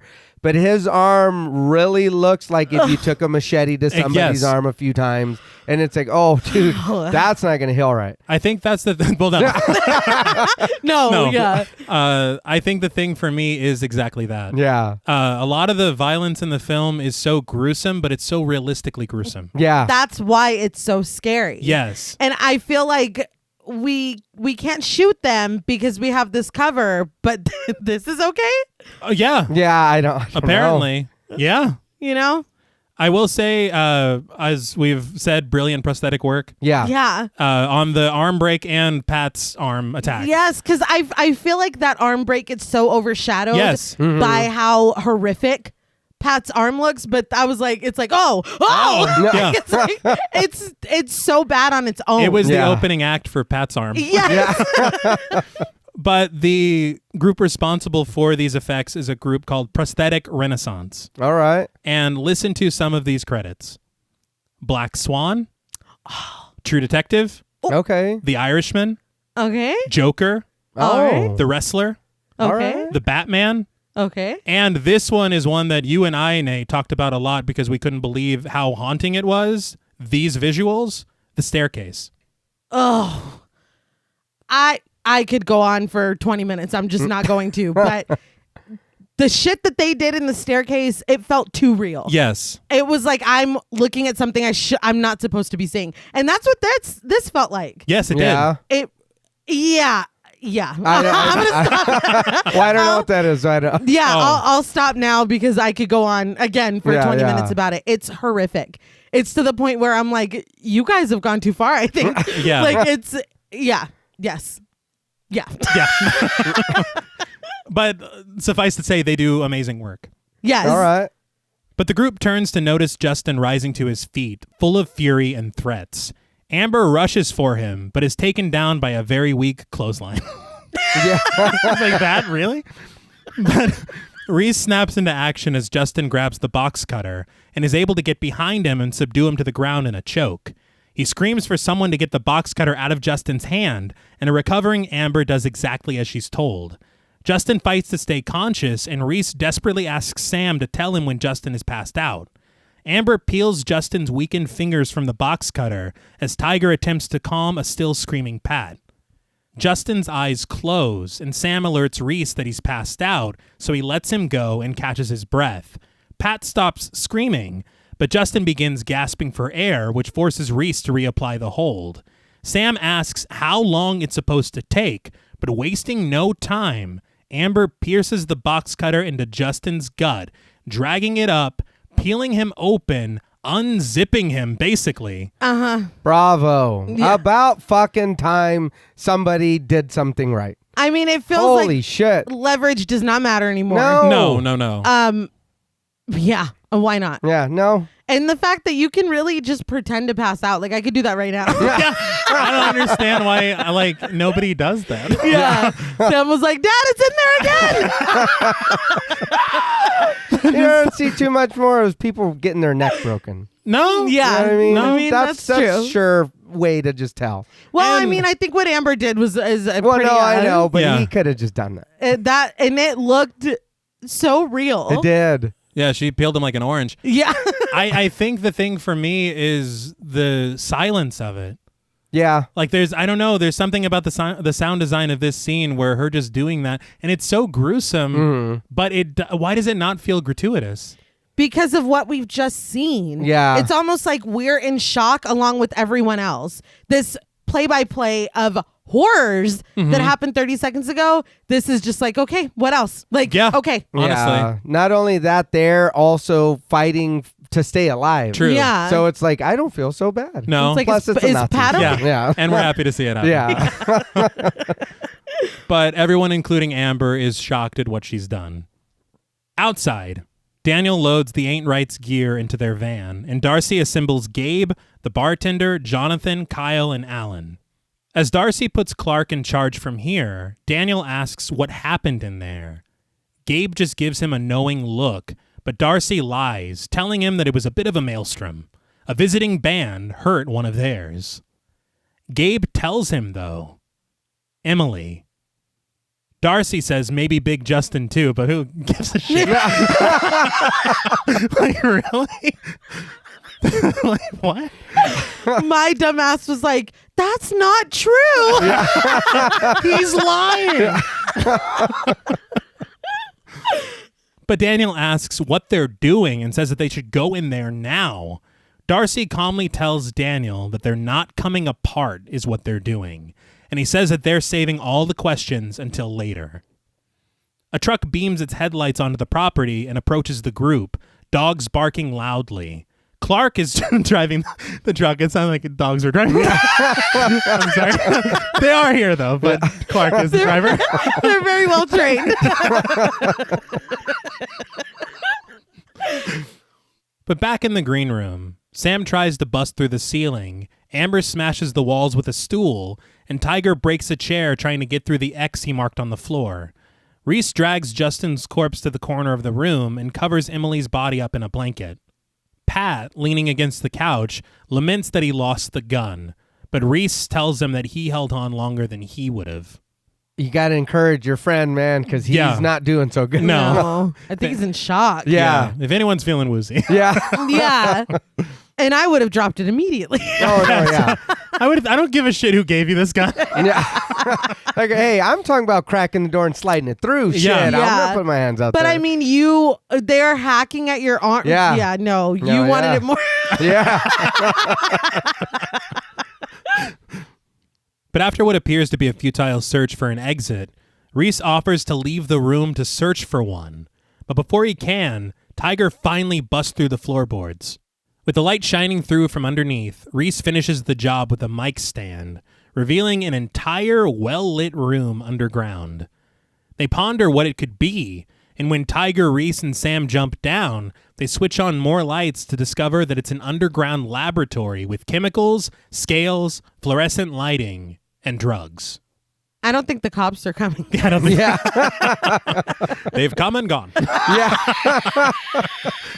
That. Yeah. I guess that was my Patrick Stewart. That was bad. But they search for a door while they're down there, bursting through plastic dividers, but coming up empty. Amber goes to drop down too, but Pat stops her before she does, telling her, "Hey, I'm sorry about your friend." Wordlessly, Amber drops down. I learned in Filmmaker Magazine, the production designer is a guy called Ryan Warren Smith. He actually worked on season 3 of True Detective. Oh, okay. And I think Saulnier directed a couple episodes of season 3 of True Detective. Cool. Oh, nice. But they built the interiors of the venue on a soundstage. Oh, all right. And the issue was they only had a certain amount of time to film the exteriors, which was actually on location.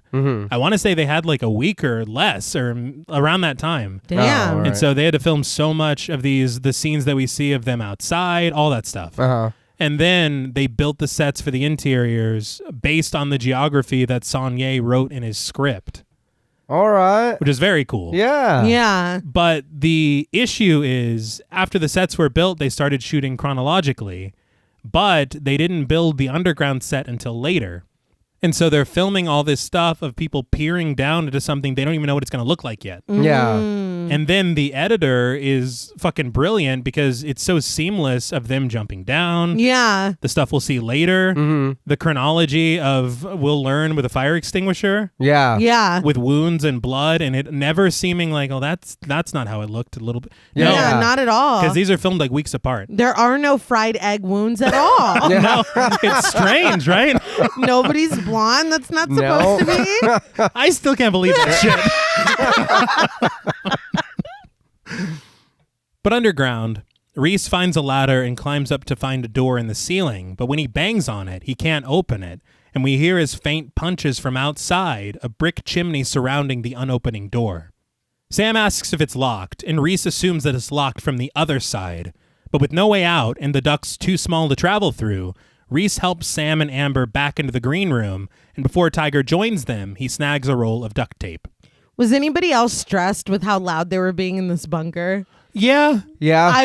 It was stressing me out. Well, It's like because you don't want them to know that you guys have found this. it. Yeah. when they showed the shot from outside, I thought someone was going to hear that. Yes. Yeah. And I'm like, oh, shit. Because they're Yeah. like, what's in here? Is there a way out? It won't open. Shut up.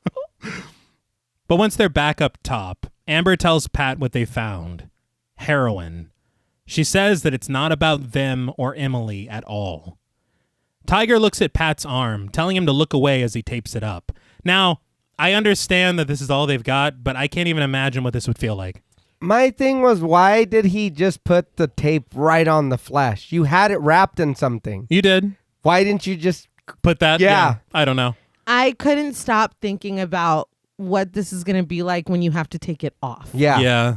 Yeah. I couldn't Yeah. stop thinking about it because part of me was like, yes, please cover that up. I can't look at it anymore.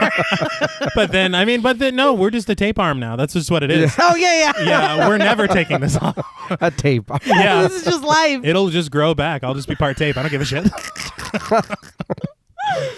But Amber spends a tender moment with her dearly departed friend, kissing her on the forehead, as Reese tells the group that he's done and that they can close the door behind him if they want to strategize.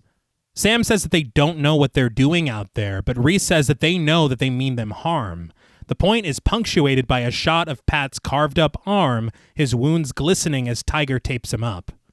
Sam wonders why they haven't just mowed them down already if they have guns, and Pat says that they can't just go missing. They need them found. Amber agrees with Reese, suggesting that they grab something to defend themselves and get ready to run. Amidst the infighting and disagreement, Pat says that they shouldn't take this so seriously and suggests that they treat this like paintball. Sam responds confused, but Pat explains. He does. He does.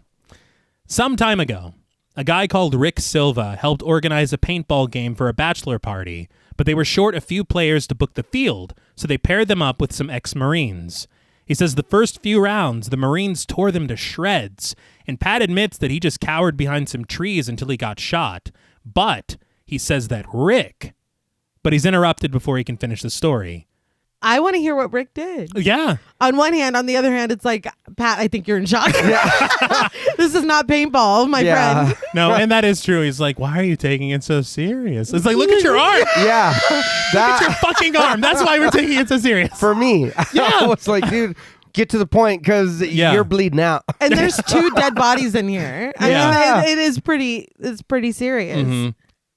But with his arm taped up, Reese apologizes for interrupting, but says that they have to go. Amber asks Pat if that was his pep talk, and he doesn't answer. But the group rises to their feet as Reese says that they might not all live, but maybe they won't all die. Amber snags the box cutter. Sam grabs a light tube, but Pat declines a long piece of metal, saying that he's just going to run. Pat, please. Yeah. He's like, no, I'm good. It's like, what? Yeah. All right, we'll send help. Yeah. Hang out, dude. You stay here. Oh my gosh. But, and this is something that comes up in a second. And I know I'm not going to harp on it too much because I know that inept I get the theme. Yes. Amber knows this place. Mm-hmm. Maybe she should tell us where the exits are, where to run, all right. where we can hide. Like, I feel like that's a good group meeting before we open this door. Yeah. And run out. Yeah. The timing of it. What? Yeah. Who the fuck knows what is out Right? there? Prove you're not with them still. Yeah. Help us get out. Tell us Seriously. where to go. I mean, I feel like her killing Justin, it's like, okay, maybe we can be friends. Yeah. All right. No, yeah. Maybe yeah. I trust you Yeah. now. Yeah, but you unzipped him kind of weird. Was that a prank? Is that a prosthetic tummy? Yeah, I've never seen anyone with a tummy like that. But in a moment of honesty with her bandmates, Sam announces, fuck it. And she names her real desert island band, Simon and Garfunkel. Tiger laughs, and Reese shares his real answer, Prince. Yes. Hell yeah. Pat stumbles, still unable to answer. And Tiger's like, I'm still choosing the Misfits. But Pat... Yeah. They asked, I read an interview where they asked Anton Yelchin who it would be. And he was like, I'm really like Pat. I don't know. He was like, I pick one and then I'm like, oh, but then I can never listen to this one again and blah, blah, blah. And then the interviewer was like, do people ask you that a lot? And he was like, yeah. You know what he could do? Honestly, he could pick a band every interview. That's Yeah. true. That's probably what you would do. Yeah. Oh, definitely. But he said he didn't know and that he appreciated that one interviewer asked what his desert island movie would be. And he did pick a movie and it was Taxi Driver. Hey. Yeah. Fantastic. Yeah. But Amber asks if they're going, and Sam smashes the light tube to sharpen it. The group readies at the door as Amber shares her desert island bands that no one asked for. Madonna and Slayer. It's like, that's not even how you play, Amber. Jesus Christ. Well, they did just kind of start naming Yeah. bands. Like, Yeah, but she wasn't there for that. You weren't interviewed by Tad. You don't even know Tad. But Reese wrenches the door open, and Sam hurls the light tube against the wall. It shatters in the empty hallway as the group steps out, metal playing loudly over the PA. They creep forward, at this point, learning all of the exits from Amber. Yeah. But the music suddenly stops. As they make it towards the stage in the dark, Sam suggests they should split up. Thankfully, no one else agrees. This is when I was like, I'm sorry. Yeah. Split up, why Are and you how? Yeah. fucking kidding me? It's like, Sam, I've been on your side this whole time. Yeah, no shit. But out of nowhere, Clark steps into the room, unleashing one of his attack dogs, which rushes straight for Tiger. It takes him to the ground swiftly, and without hesitation, chews through Tiger's throat with ferocity and wet sounds of murder. I am in shock. Yes. That dog probably heard him meow earlier. It's like, oh, we're going to get this. Oh, it's a get cat. this bitch. Yeah. His name is Tiger. I was floored. Yes. And it happened so fast. Oh, yeah. Yeah. But I mean, that's what makes it realistic. There is no last word. There is no monologue. There is no. get closer. Like, no, he's just gone. He's just gone. And that's it. Ugh. Yeah. I did want to talk about this dog murder scene. Okay.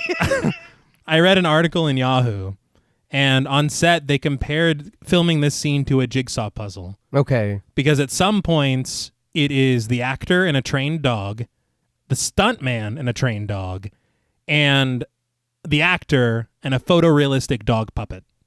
Okay. And it's seamless. Yeah. Never would have guessed Nope. that. Never. That is very brave that at moments it was really the actor and the dog. Yeah.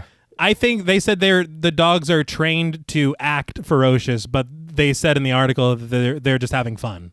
Yeah. I'm like, but he looks pretty pissed off. He looks very angry. Very intimidating. Can you make a photorealistic puppet of me? And then the dog can just go to and town? then a real dog. Put some steak in my neck and then just let it happen. Well, they're good dogs. That's Yeah, they must be, because damn. Yeah. But I mean, in the stuff like this, they had obviously talked about inspirations. right. And no surprise, Dick Smith, who did Taxi Driver, Yeah. Rick Baker, All right. and Rob Bottin. Yeah. And you see it. Yeah. The practical effects in this film are so remarkable. Yes. Yeah. But Reese rushes off alone through the kitchen, and after he's unable to kick a door open, he finds a window and dives through it. But before he even hits the ground, he says, "Oh shit," because Alan rushes towards him, hacking him bloody with the blade. Gabe pulls Alan away, telling him to save it, but Alan is clearly enthralled by the violence.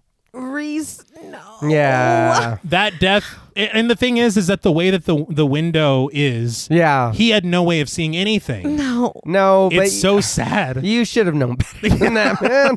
They're not going to wait by the windows? No, yeah, you know they're there. It's like, at least peek something. Yeah. There was no way that this was not going to end with Reese surviving for me. Yeah. Yeah. He was the bravest. Yeah. He was the best of us. Yeah. Yeah. I couldn't believe it. My jaw literally dropped. And again, so fast. Yeah. It's just, it's I think horrifying. What's so wild to me is the back-to-back. Yeah, and that's kind of for me. I was like, oh wow. I was like right away. That's it. I Yeah. do wonder if it is any kind of statement on like sticking together, Maybe. because the two that strayed were taken out immediately. Mm-hmm. And I got to admit, I'm kind of surprised by Reese. Yeah. He's like, whoop. Yeah. See ya. Just dives through.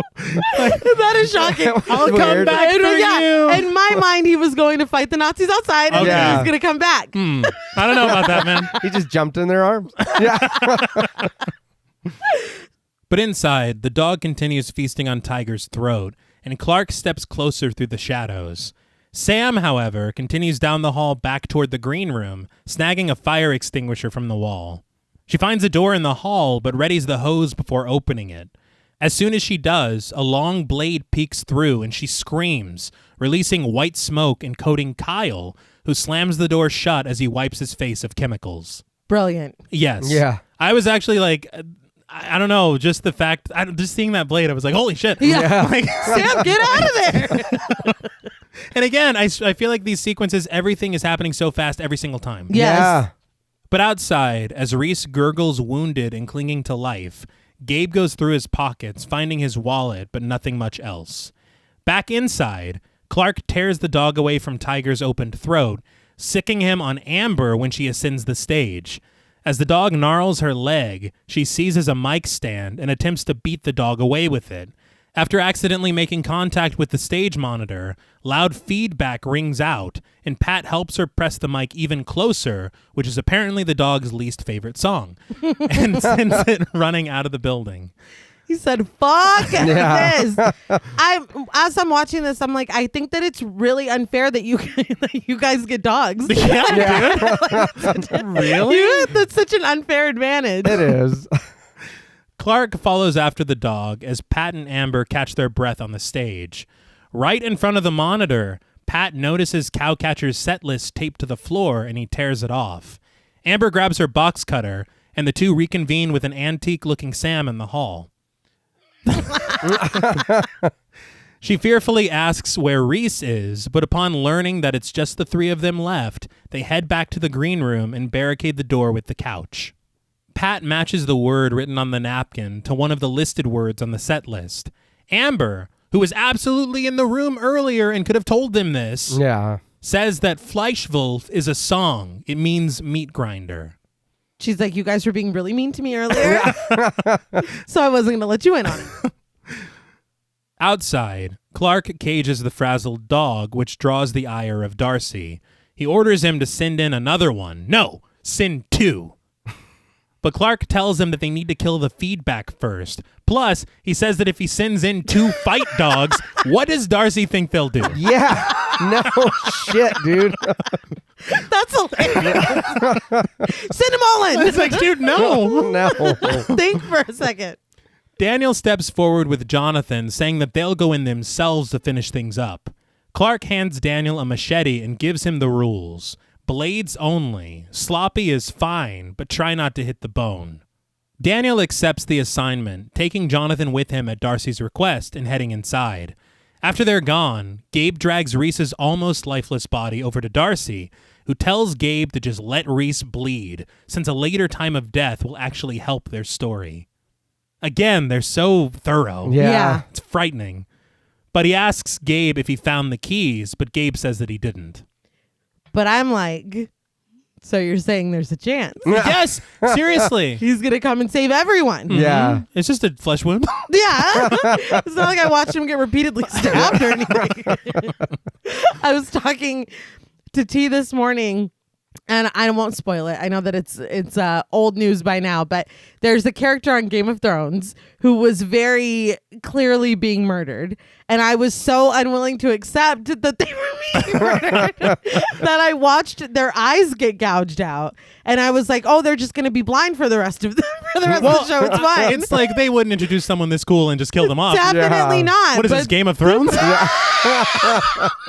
But they definitely did. No, they did. And, that's how I felt. I was like, no, he's going to be fine. I know I watched him get mortally wounded, but he is going to come and save the day later. He'll be all right. He's going to be fine. He's going to put one of those dogs in an arm lock and a paw lock, and, we'll all run. It'll be fine.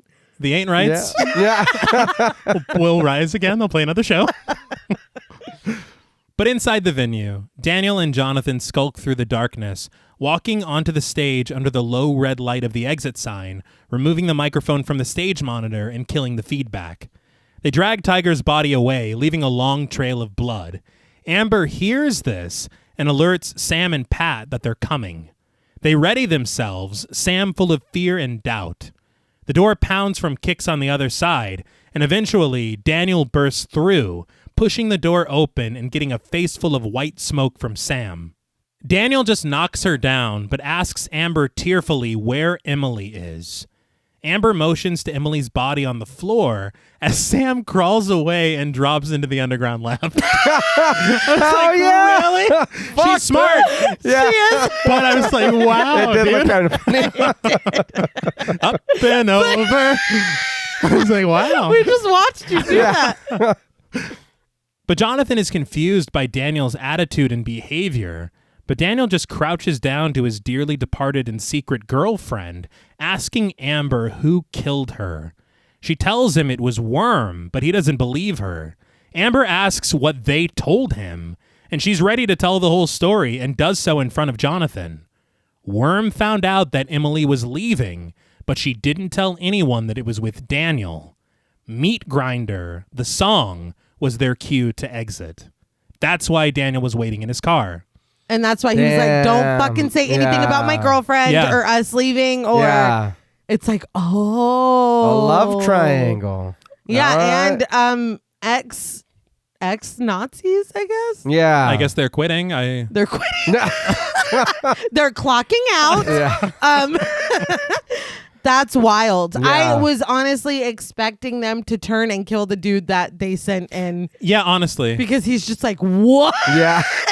Yeah, he's still standing. Yeah, He's he's still listening here. to everything.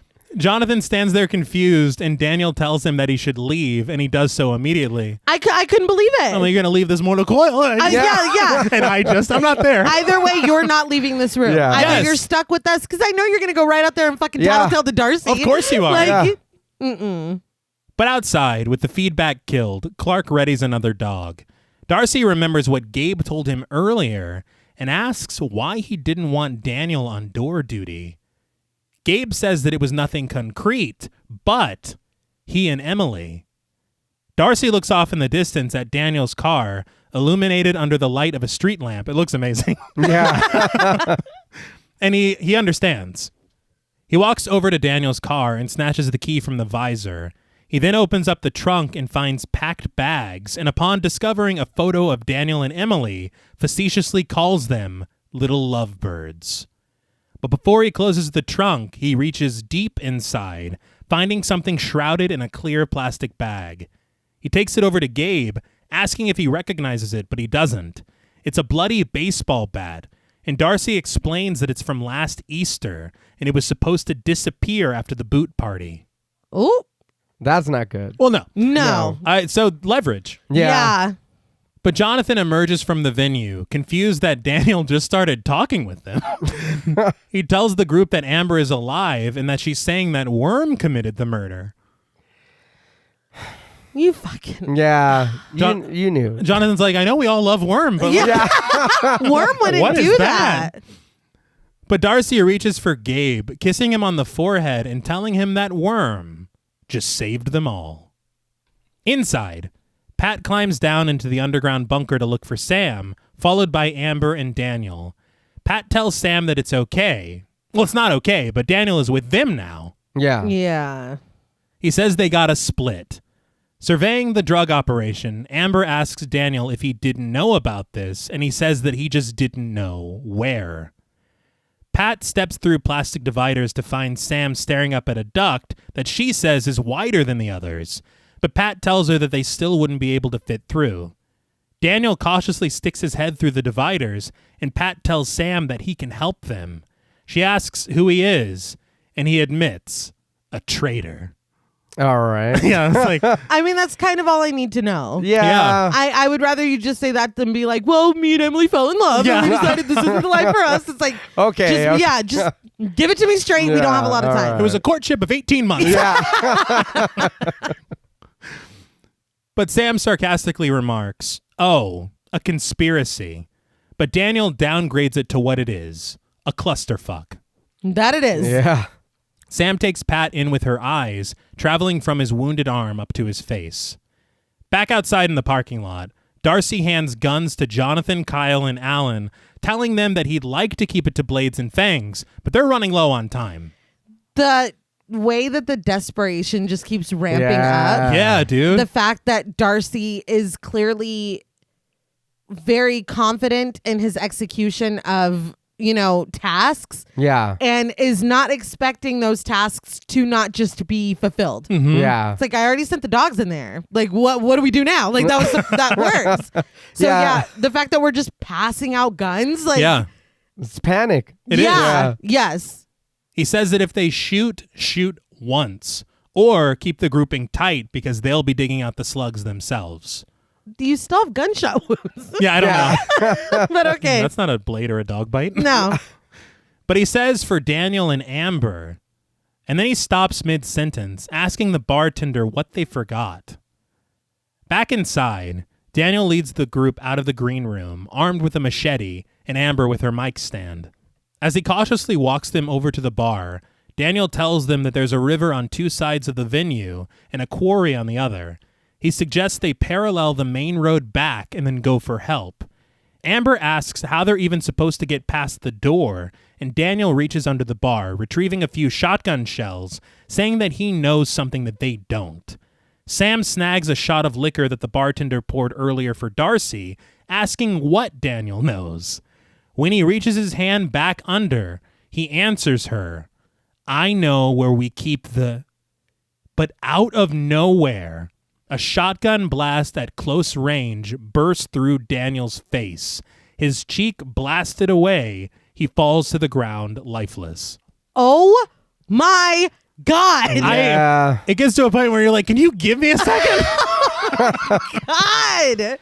I do, and I know y'all have said that, but this is very more realistic. Yeah. Because I'm not going to wait for you to whatever. I'm just going to shoot you in the face. It's like that. You know what I mean? It would have, because I feel like a lot of other movies, it'd be like, really, Daniel? Yeah. You know, No, he's yeah. like, no, I got to take him out. And he was like, it's buried. It's like, no, Yeah, what is it? What do you know? What do you know? What do you know? I'm telling you, man, it's one of those things that this is, it was effective as a shocking moment. Yeah. It was effective as a jump scare. Yeah. All right.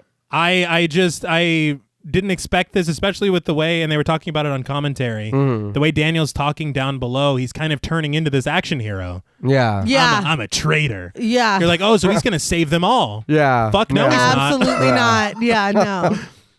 But Sam drops her drink as the bartender pumps the shotgun, telling the now very deceased Daniel that he was too slow. Amber rushes the bartender, knocking his next shot away with the mic stand, and Sam sprays him with the fire extinguisher. This thing is coming in clutch. That is my next note is who would have known Yeah. how handy this has come. With the bartender engulfed in smoke, Pat grabs Daniel's machete and with a yell, plants it firmly in the bartender's pale throat. Yeah, good job, man. Yeah. Yeah. He slides to the ground, bleeding out, and Amber steals the shotgun. Pat snags some of the shells, but Clark tries to sneak in to sick the dogs on them again, but he backs out immediately when Amber points the shotgun at him. With the shotgun, the group feels confident to go for it, and the camera follows them across the bar as they head towards the exit, distant neon lights cutting through the darkness of the empty room. Amber takes lead, pushing the door open with the shotgun, but they are met with a hail of gunfire from the red laces, which they somehow dodge except for one that catches Amber in the leg. Darcy orders them to stop shooting, and in the frenzy, Sam takes the shotgun from Amber.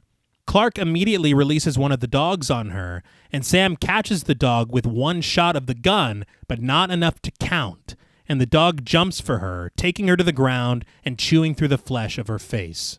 No! Yeah. Not maybe. Not maybe, and not death by dog. Yeah, dude. Fuck. I honestly, and again, this is one of those moments I thought she was gonna clay pigeon that dog. Yes. I really did, and then I'm like, dude, well, nothing has worked out so far. Of course, that's not what's gonna happen. I was when they were at the bar, I was like, oh, hell yeah, you guys did great. Yeah. And they run outside, and I was like, no. God never damn it. mind. We fumbled the ball once again. Pat cries out for Sam as he and Amber retreat inside the venue. They stumble breathlessly back to the green room, their hopes dashed and their spirits low. As Pat tapes up the wound on Amber's leg, she admits that she's lucky. They were only going to shoot her. Back outside, after quick shots of people locking all the exits to the venue, Gabe reluctantly searches Sam's fresh corpse, finding the keys for the van and handing them over to Darcy. I'm just like, damn it. Yeah. Yeah, and again, this is what we were talking about his performance, because he doesn't even look like he wants to do this. Yeah. No. It's very strange. Mm-hmm. Darcy says that he's satisfied with 3 bodies, and he tells his men that the 4th can just disappear. He leans close to Jonathan and Alan, lamenting how long this has taken and ordering them to finish it. Darcy then thanks Clark for a job well done, and Clark tells him to thank the dog. Which was like, Thank you, dog. Darcy admits that they nearly got away from him. Or them, rather. It's like, you are just thinking about yourself. Oh, Yeah. yeah. It's fucking telling. Clark should have been like, what did you just say? Yeah, no. Well, he looks at him like, what? Are you serious? Yeah. Yeah. But back in the green room, Pat and Amber sit on the couch that's blocking the door. Pat tells Amber that he can't die here with her, so she tells him not to. Great advice. Yeah, thank you. She asks him if he'll finish his pep talk from earlier, but he says that it no longer applies. She finally coaxes it out of him with her curiosity, so he picks up where he left off. Paintball. He was cowering. Rick Silva. Pat says that they were getting slaughtered by these legit Iraq vets. Amber says that this totally applies, and so Pat continues. They were in full camo with $1,000 automatic paintball guns. He says they knew real war, and they played real war with tactics, hand signals, and flanking, just wiping them all out. I feel like that wouldn't even be fun. No. Unless you're playing against people with the same skill set. Yeah. You're just slaughtering them. Yeah. Like, that's not even fun. What are you, Kane Skretterberg? Yeah. That's three. Three King of the Hills. But Rick got fed up with it, and he just forgoes all sense of safety and self-preservation. In the last match, after the whistle blows, he just rushes out there with reckless abandon, in cutoffs and sneakers, and takes out their entire team and doesn't stop until they're all dead.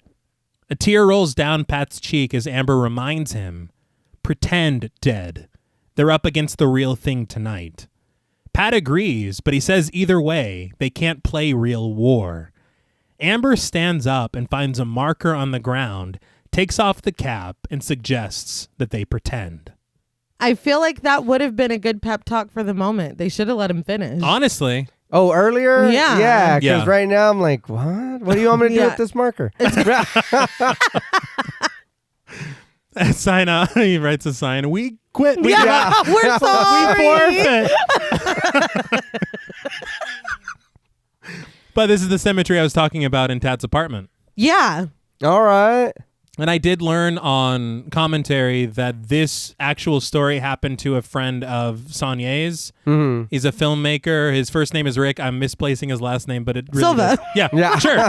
But it really did happen. All right.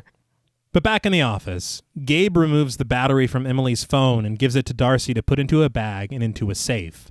After he does, Darcy hands him a pair of red laces, telling him that he's earned them. Oh, good for you. Yeah. You must be so proud. Gabe seems reluctant, initially shaking his head, but he takes them.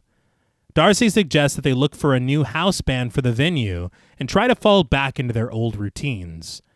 Gabe asks if he thinks Cowcatcher is going to talk, but Darcy is more worried about their habits. He very cryptically says that he's heard there's a bad batch of dope doing the rounds. He leaves, but the camera presses in on Gabe, who knows exactly what that means. I don't even have Yeah. I don't even have anything to say to that. He pokes his head back. I killed Cowcatcher. Oh, okay. cool, Thank cool. you.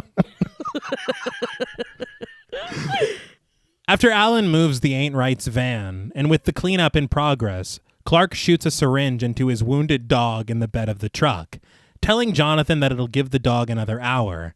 He pets him and says that he'll consider it a personal favor if the dog dies with meat in his teeth. He hands the chain over to Jonathan, teaching him the bite command, Foss. I'm surprised the dog didn't just bite Jonathan. Yeah. Oh, that would yeah. I would have laughed. I don't think would have been hilarious. It made me think. Do you remember on Reno 911 when Travis was trying to train that dog in German? Man. But after Clark gets into the truck, Darcy tells Jonathan to disregard everything that Clark just said. Yeah, what the fuck? It's like, wow, dude. You're a piece of shit, man. He says to just shoot them because forensics don't matter at this point. Darcy gets into the passenger seat of the truck, and Kyle asks if they have any 12-gauge ammo. Clark asks how many shots he has left, and when Kyle tells him that they have 3, Clark says that's 1 extra and just drives away. Kyle heads inside with Jonathan, who still has the dog on the leash, while Gabe stands at the entrance watching as they go past the bartender's corpse. The shell's missing from behind the bar. They head down the hall, but feedback blasts over the PA, which causes Jonathan to lose control of the dog, who runs for the exit and disappears outside. We watched that dog run away Yeah. for a long time. It's like, is this third act just about the dog now? Well, yeah. There's He turned his life around. He did. Yeah. it's like I gotta get my shit together. There's a scene that there's a gif of from the Real Housewives of Atlanta. And Nene gets mad. She picks up her purse. She leaves the room. She leaves the building. She gets in her car. She backs out. She drives away. It's all in the one gif. It is fucking hilarious. And that is very much what it felt like watching this dog fucking Dude, it's run for the hills. Yeah. I was laughing. We followed him for for so long. He exits the hall. He goes past the stage. He leaves the building. He walks through the parking lot. He goes past some shrubs. Yeah. Until the camera's like, I guess we can't follow him anymore. I guess he's just going to do what he's going to do. He starts a family. He gets a job. It's like, wow. It's an epilogue. An epidog. I was like, this is hilarious. I couldn't believe it. But Jonathan yells for Gabe to turn off the speaker, but he reveals that it's not coming from their mixer. He heads back towards the bar, but Kyle and Jonathan continue toward the green room. Kyle raises the shotgun, and they kick the door open to find what appears to be a skinhead raising a machete over his head, shouting down to the underground room. Down there, dipshit fashion punk clown motherfucker. He also says Shazbot, which I think is Mork and Mindy, isn't it? Yeah. Or what is that? He was doing whatever he could. But Jonathan yells for him to turn around, and Kyle asks who it is. In a grand reveal, Pat, with his head shaved and war paint drawn on his face with Sharpie, turns around, answering, Odin himself. He jumps down the hole, landing right on his damaged arm. Yeah. That clumsy ass fall into the bunker was hilarious. Yeah. But he rises up swiftly and bangs the machete around, screaming and creating a commotion. Jonathan's eyes trace wires to the PA system, and he kills the feedback as Kyle discovers the clippers used to shave Pat's head. Pat crouches behind a barrel in the bunker, still screaming and making noise.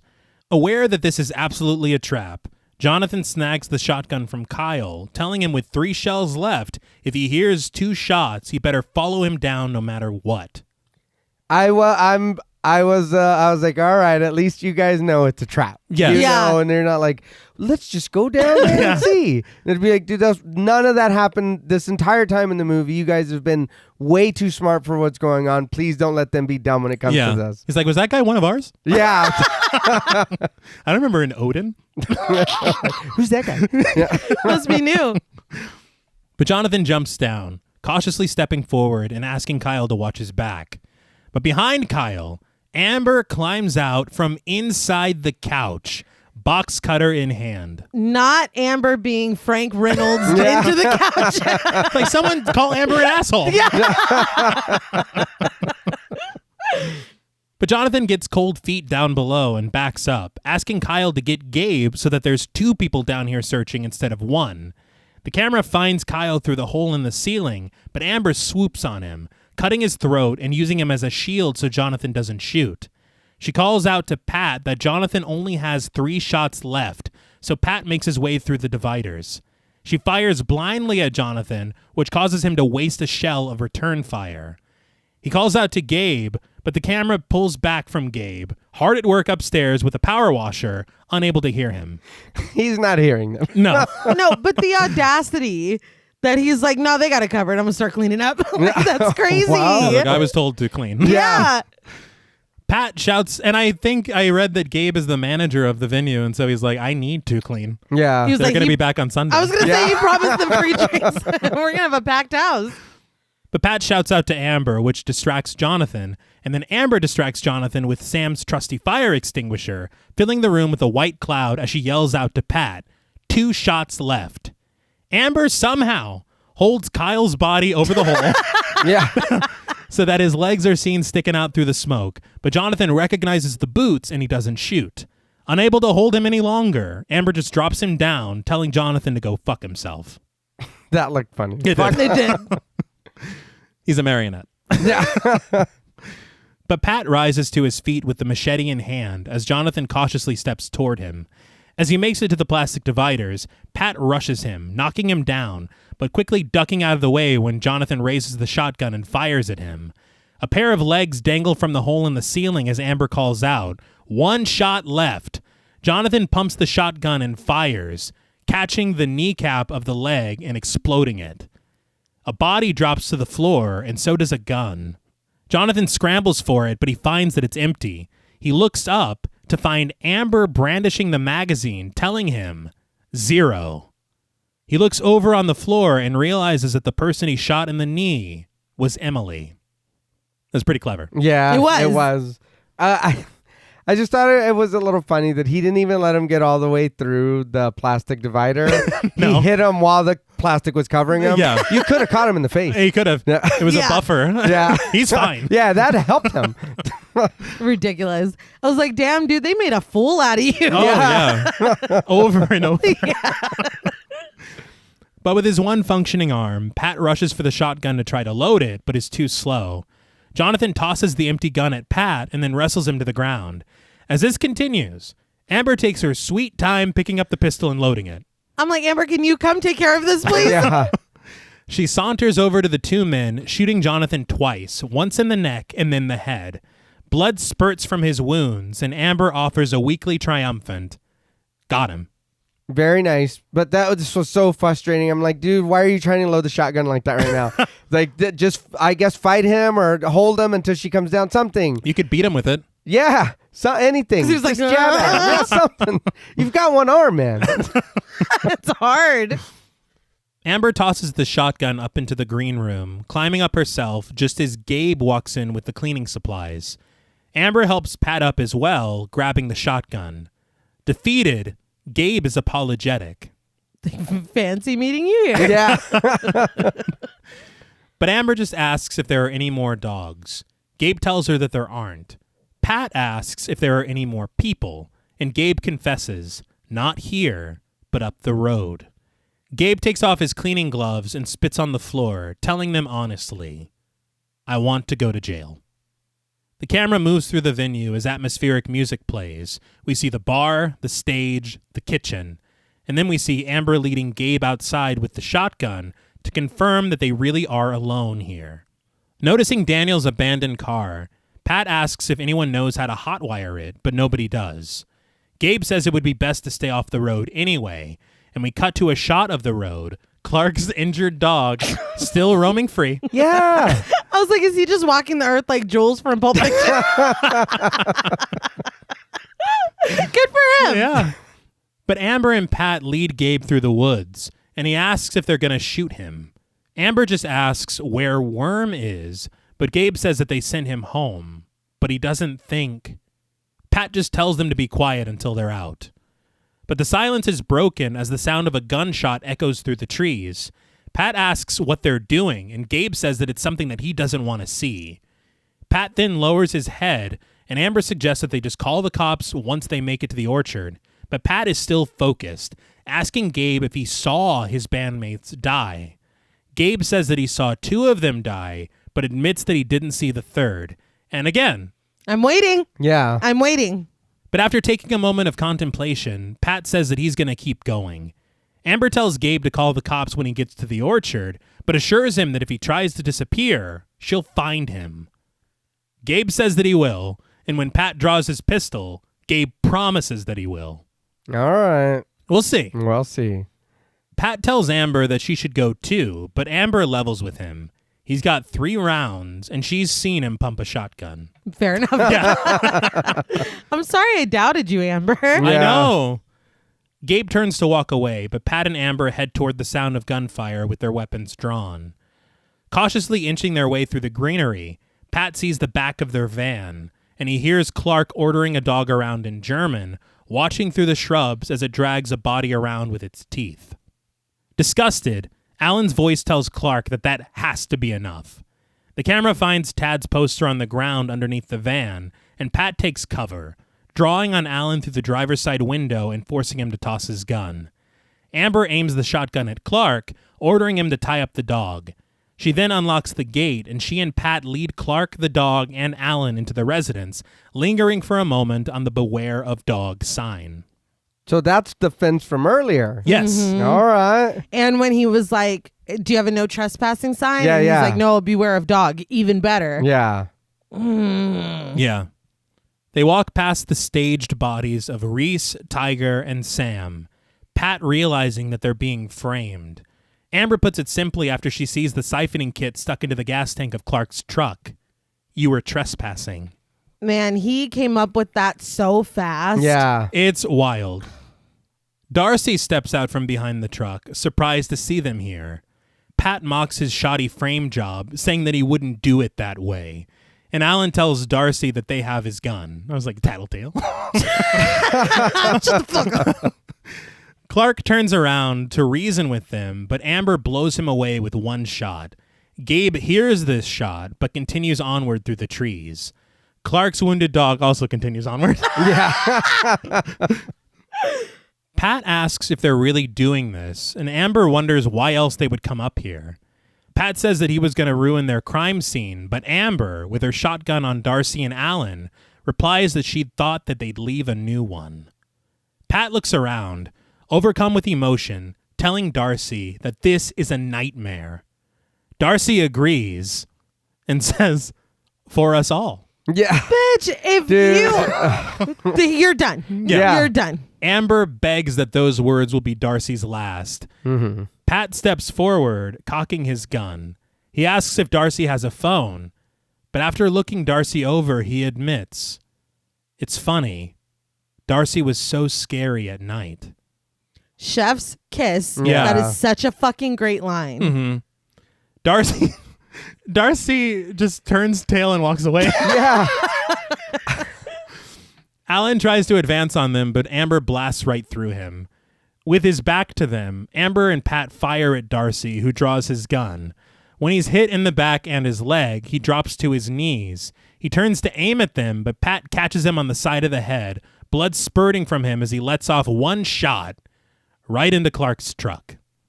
As he lies dead in front of the residence, atmospheric music rises, and Amber and Pat look him over as the morning sun grows brighter.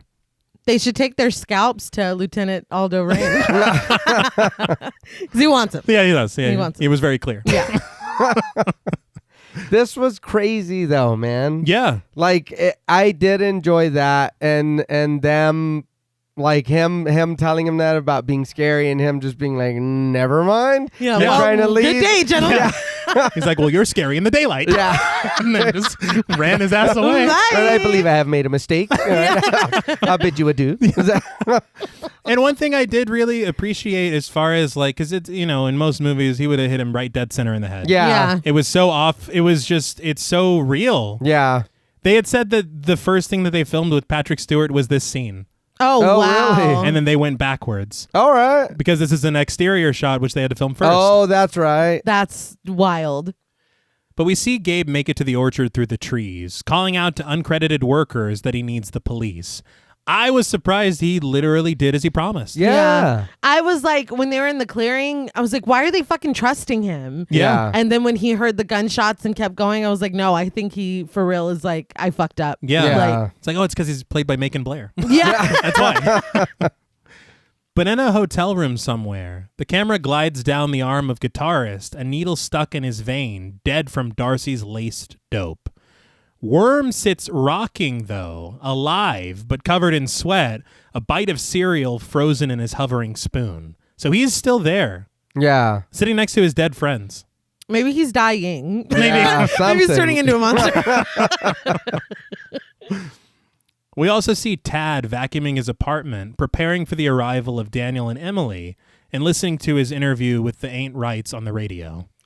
This was weirdly very sad. Yeah. Yeah. And something that happens in a second, I was like, why am I feeling I think it was because I was so stressed out and tense for so much of this. Mm-hmm. The fact that like the threat is gone and it's like, oh, this dude still thinks his cousin is coming. Yeah. Like that is so sad. And this was the shot for me that absolved Tad of knowing Yeah. anything at all. Well, because he was telling the truth. Yeah. Yeah. Because before I was like, did Yeah. you send them? Mhm. You know, I didn't know, but now we know. Yeah, but he told them my cousin and his girl are going to come Yeah. back, and Yeah. he's getting everything ready for him. But back at the residence, Pat sits with Amber, listening to the broadcast from the open door of the van. After everything that we've been through since we did that interview yesterday, everything I've been through, because I'm the only one left. Oh, yeah. It would feel like a sick joke. I think I think whatever I was holding on to sanity wise, I think Oh, it's gone. hearing Yeah. that interview would break me. Yeah. I think I would be gone. But the wounded dog makes his way past them. And they weakly draw their guns on him. But he just continues onward, finding Clark and resting his head on the arm of his dead owner. This is when I'm like, I can't take any more of this. This was so sad. Yeah. The dog doesn't know any fucking better. No, but he even said earlier the dog's got about an hour to live. Yeah. The dog is a Nazi, though. Yeah. Don't be too sad. Yeah. He didn't choose to be an Nazi. But he is one. His toenails are painted red. It's No. like, You fucker. no, fuck that dog. Yeah, fuck that dog. Oh, no, it's sad. But Pat and Amber sit in the stillness of the morning, and something hits Pat. He knows what it is. His desert island band. Amber tells him to tell somebody who gives a shit. And the credits roll. While Credence plays. See, Yeah. so I on commentary, Saulnier said that there are 2 correct answers to Pat's desert island band, but he will not tell anyone what they are. I had a theory, and then I was like, well, is it CCR? But That's what I thought. But I think that, and it's very sad, I think his answer is the Ain't Rights. Don't do that. Please don't do that. I'm sorry. I feel like I'm about to cry. It's CCR. But what did you guys think of Green Room? I did enjoy this movie. It's not something that I would probably watch, you know what I mean, often, but I did enjoy it. And even the second time watching it, and I know I said earlier, I would even say watch it a couple of times to pay attention to everything. Yeah. But it is a really good movie, and it's well done. It isn't anything that... I think you're right, T, that we've seen, not that it's not been done before or thought about, but it's done in such a way that it is entertaining, and we are stuck in one location, I mean, the whole time until the end, and then like at the beginning, and that was it. And it doesn't ever take away from the charm of the movie or the dread or the feeling of frustration or the intensity of what's going on at certain times. I would recommend this movie to people to watch. Like I said, it's not a favorite of mine, but I did enjoy this, and I wouldn't be mad if somebody put it on or suggested it. I'd be like, yeah, throw it on. You know what I mean? I'd even say that I'd probably watch it sometime down the line after some time had passed. You know what I mean? It's like, we haven't watched in a long time. We'll watch Green Room or whatever, or oh, that's fine. Or it is a good movie. Yeah. Yeah, I agree. I think that it is kind of, I don't want to say rare. I'll say it's special when a movie can make me as invested as I was watching this. And that feeling of like, I've talked about it before, how priceless that feeling of I literally do not know what is going to happen next is. And consuming as much, movies and TV, you kind of already have this, oh, well, this is going to happen. Oh, well, they're going to get attacked for singing that song. Oh, well, Reese is going to come out of nowhere and be like, it's been revoked. You know what I mean? Like I know what's going to happen, but it's going to be cool. It's like, no, anything that I thought was going to happen next did not fucking happen. Yeah. No. It is so, like you said, so full of dread and tension. The suspense is fantastic. For like you said, the amount of time that we get to spend with these people before everything pops off, rooting for them so strongly. And I feel like it makes it a lot easier for your protagonist to be rooted for and likable when you're pinning them against Nazis. Yeah. It's like, I don't care if you're a piece of shit. You got to beat these guys. Like, these guys can't win, So, I mean, Patrick Stewart is horrific and haunting. His Gabe, his little, I don't know, lap dog or whatever, gave such an interesting performance that momentarily you are like, are you okay? Like, what is going on? Like, there's something more. You don't really want to be doing this. That's what it feels like, because everybody else is just like, you got it, boss. Yeah. Like, whatever he says they're doing. This guy lost dogs over this, or a dog at least, whatever. Just blindly following. There's this weird hesitation with Gabe. It's just it's enthralling. I think the only downside to it, and I understand that we put a focus on the ineptitude of this band and the realism of that, which I do appreciate. But there are a couple things that it's like, look, no matter how out of my mind scared I would be, I would not open that fucking door. No. I would not stick. It was a gift. Let me place it gingerly. Like I would that would never happen. Do you have a satin pillow? You want me to put it in a box or something?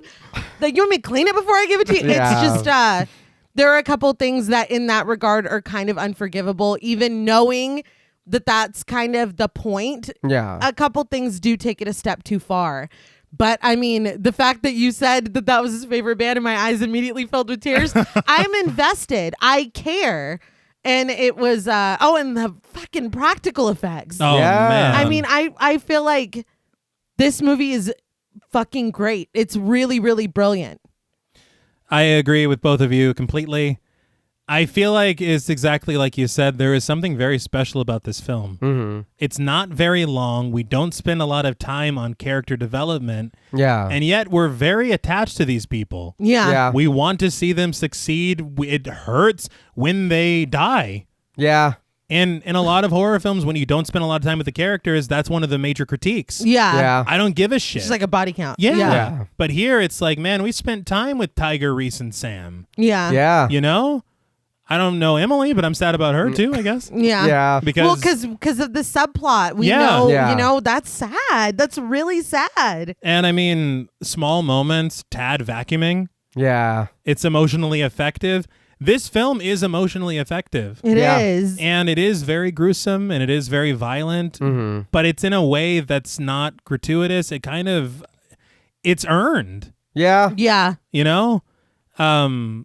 But I've always liked this film a lot, and getting to cover it for the show, it was really interesting to delve into it and see things that I hadn't seen before. Yeah. And realize some plot points and different aspects of it. I really appreciated it. I will agree with both of you. I don't think I can say that it's a perfect film, because even if the point is to be frustrating with some decisions, God damn it, were some of these decisions frustrating. Too frustrating. Yeah. There's a line of frustration that just I can't abide. But I guess that can lead us into ratings. Yeah. Mm-hmm. So much about this film is so amazing. The cinematography. Yeah. The music. The vibe of this nostalgia during the beginning of the film, kind of relating to these, what is the phrase? Rough and tumble? Yeah. Ragtag group of whatever. Yeah. And I get that and I feel that. Yeah. There's just so much to love about it. And I think that a film that is this fast paced has so much stuff happening as it does, you get exhausted in a way that you're enthralled and intrigued. Yeah. You're not exhausted. You're like, in a way that you're like, oh, great. Now, I see this dude's belly inside or whatever. Yeah. Like, I'm tired. I'm tired of this shit. Belly inside. Is that a medical term? Yes. I took A&P and but I was a journalism major. I wasn't I'm not a doctor. Yeah. But I feel like it is exactly as you said. It's very special in that way that it is its entirely own vibe. Yeah. Mm-hmm. And it's like, I don't see films like Green Room often. No. Yeah. I don't know films like this that I could say, oh, that reminds me of Green Room. Not really. Yeah. So, I mean, it's very unique and very special.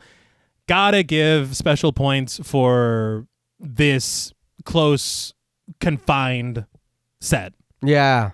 Any film that takes a very small place and does something this creative with it, that's fantastic. Oh, yeah. Of course, performances, Patrick Stewart, Alia Shawkat, Anton Yelchin, Imogen Poots. Like, it's a fucking fantastic cast. Yeah. Yeah. And they all do great, great work. The practical effects, as we said, that dude getting his belly opened. Poor Pat's arm. Yeah, man. I have never seen anything like that in my life. No, that was horrific. Yeah. But I gotta repeat, the only negative I can really think of is some of these choices. Yeah. Not what I would call wise. Yeah. But for me, out of 10 problematic punk shows, I am gonna give Green Room 9 problematic punk shows out of 10. I really do love this movie, and I will watch it many more times. But yeah, I'm gonna open the floor to you now. Thanks, All right. No, yeah, I really did enjoy this movie too. Talking about it, I will be honest, I enjoyed it a little more talking about it, kind of dissecting it.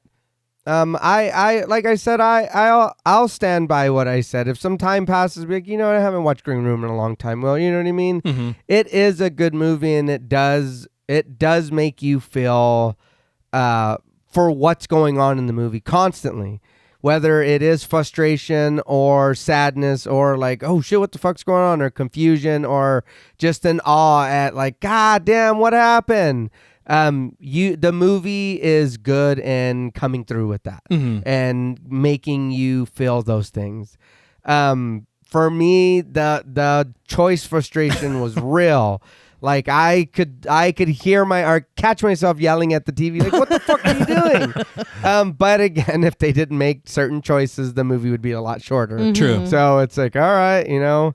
But yeah, no, I agree. The movie is really good. I did enjoy it.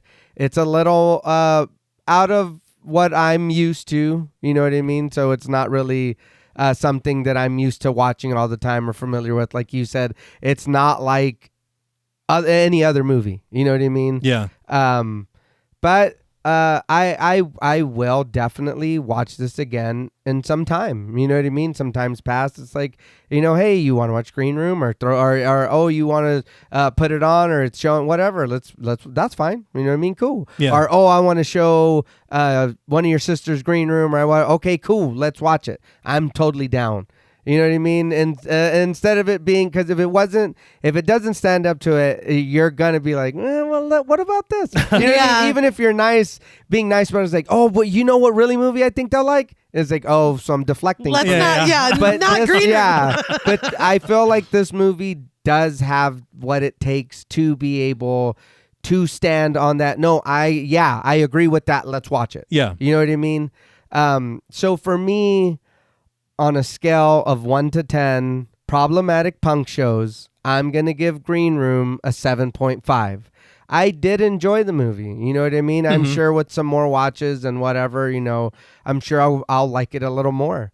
But it is good, and watching it again and seeing that and catching stuff that I didn't even notice before because of how everything's happening. Yes. It does deserve the praise for that because it is good, and watching it, and I'll say it again, fuck Nazis. Yes. Fuck Nazis. Fuck Nazis. But damn, the movie is frustrating it.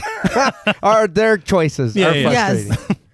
I completely agree, and I think the ability to kind of give you more and like give you all the information and you don't even realize it, and then you go back and you're like, oh shit, that literally happened with us talking about it today. Yeah. Where I was like, oh my God, I didn't even put that together. That was confusing, but it's not. It makes perfect sense. Yeah. That is amazing. I love that.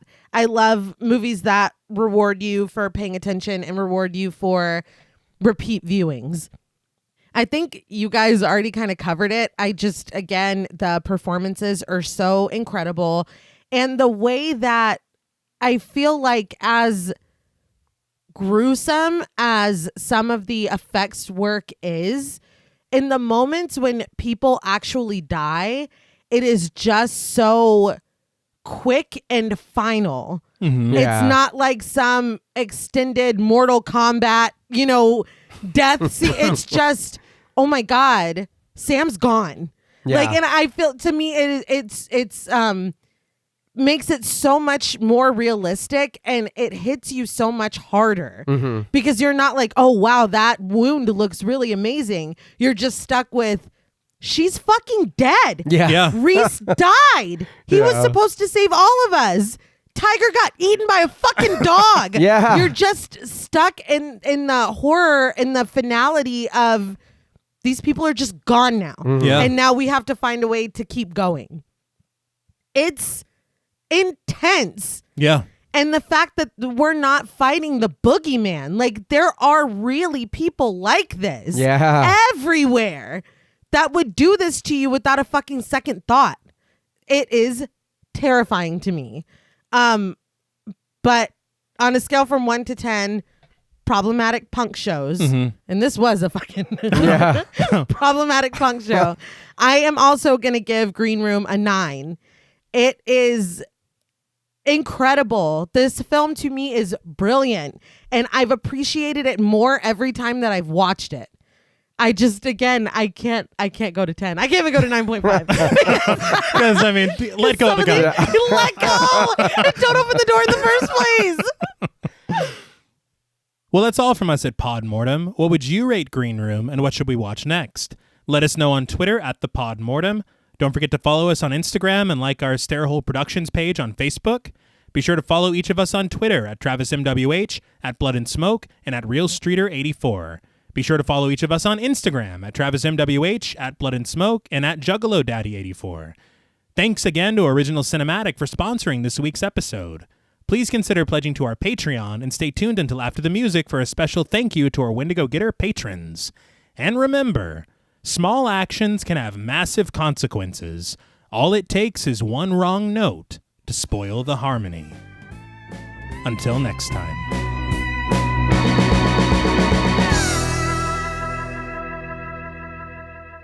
Thank you for staying tuned. We want to give a very special thank you to all of our Wendigo Getter patrons. Woo! Yeah. Hey, very good. Hear the harmony? That was the harmony. Yeah.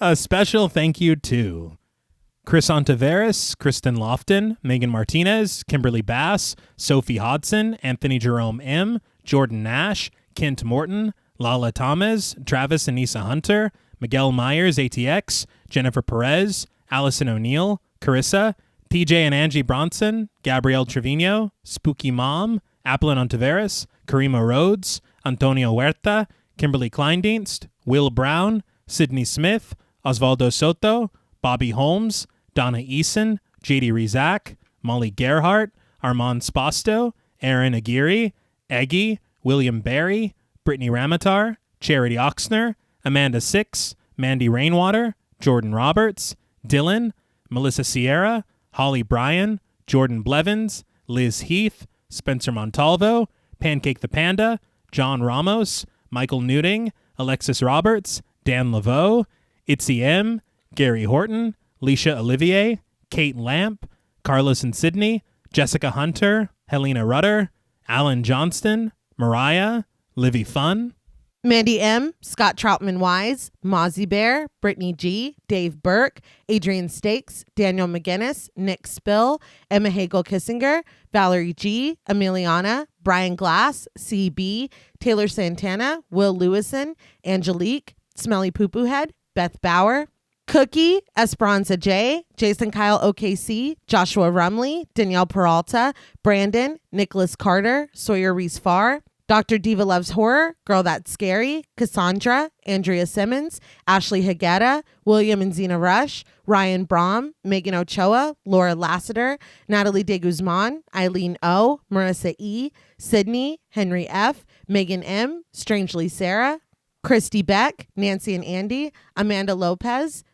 Andy Terrell, Jason Hanovan, Abigail Spitzer, Katie K, Erica Morin, Cameron S, Nicole Stewart, Tris Wynn, K.87, Mariah Jensen, Carrie A, Lonnie Lono, Powell, Kayla E, Maggie H, Fernando Dominguez, Murder Stina, No Thanks Tom Hanks, Kevin McConigal, Kristen Marcy, Ori 81 Boricua, Look Like That One Girl, Bog Boy, Felnez 63, Alita Pui, Probably My Jugs, Kate Thackeray, Wade Pack, A Lizard, Bay J, Jay Rich, Jen Lassiter, Topher Williams, Elena Metler, Neil Chesson, Valerie K, Kim Sterling, Christy Lee Kruger, Professor of Humanities, Laura McCarricker, Naomi, Josh Smith, Autumn Green, Jess L, Eats L, Heather Santiano, Abby Kopp, Crystal 831, Cassidy Carruthers, Skank Sinatra,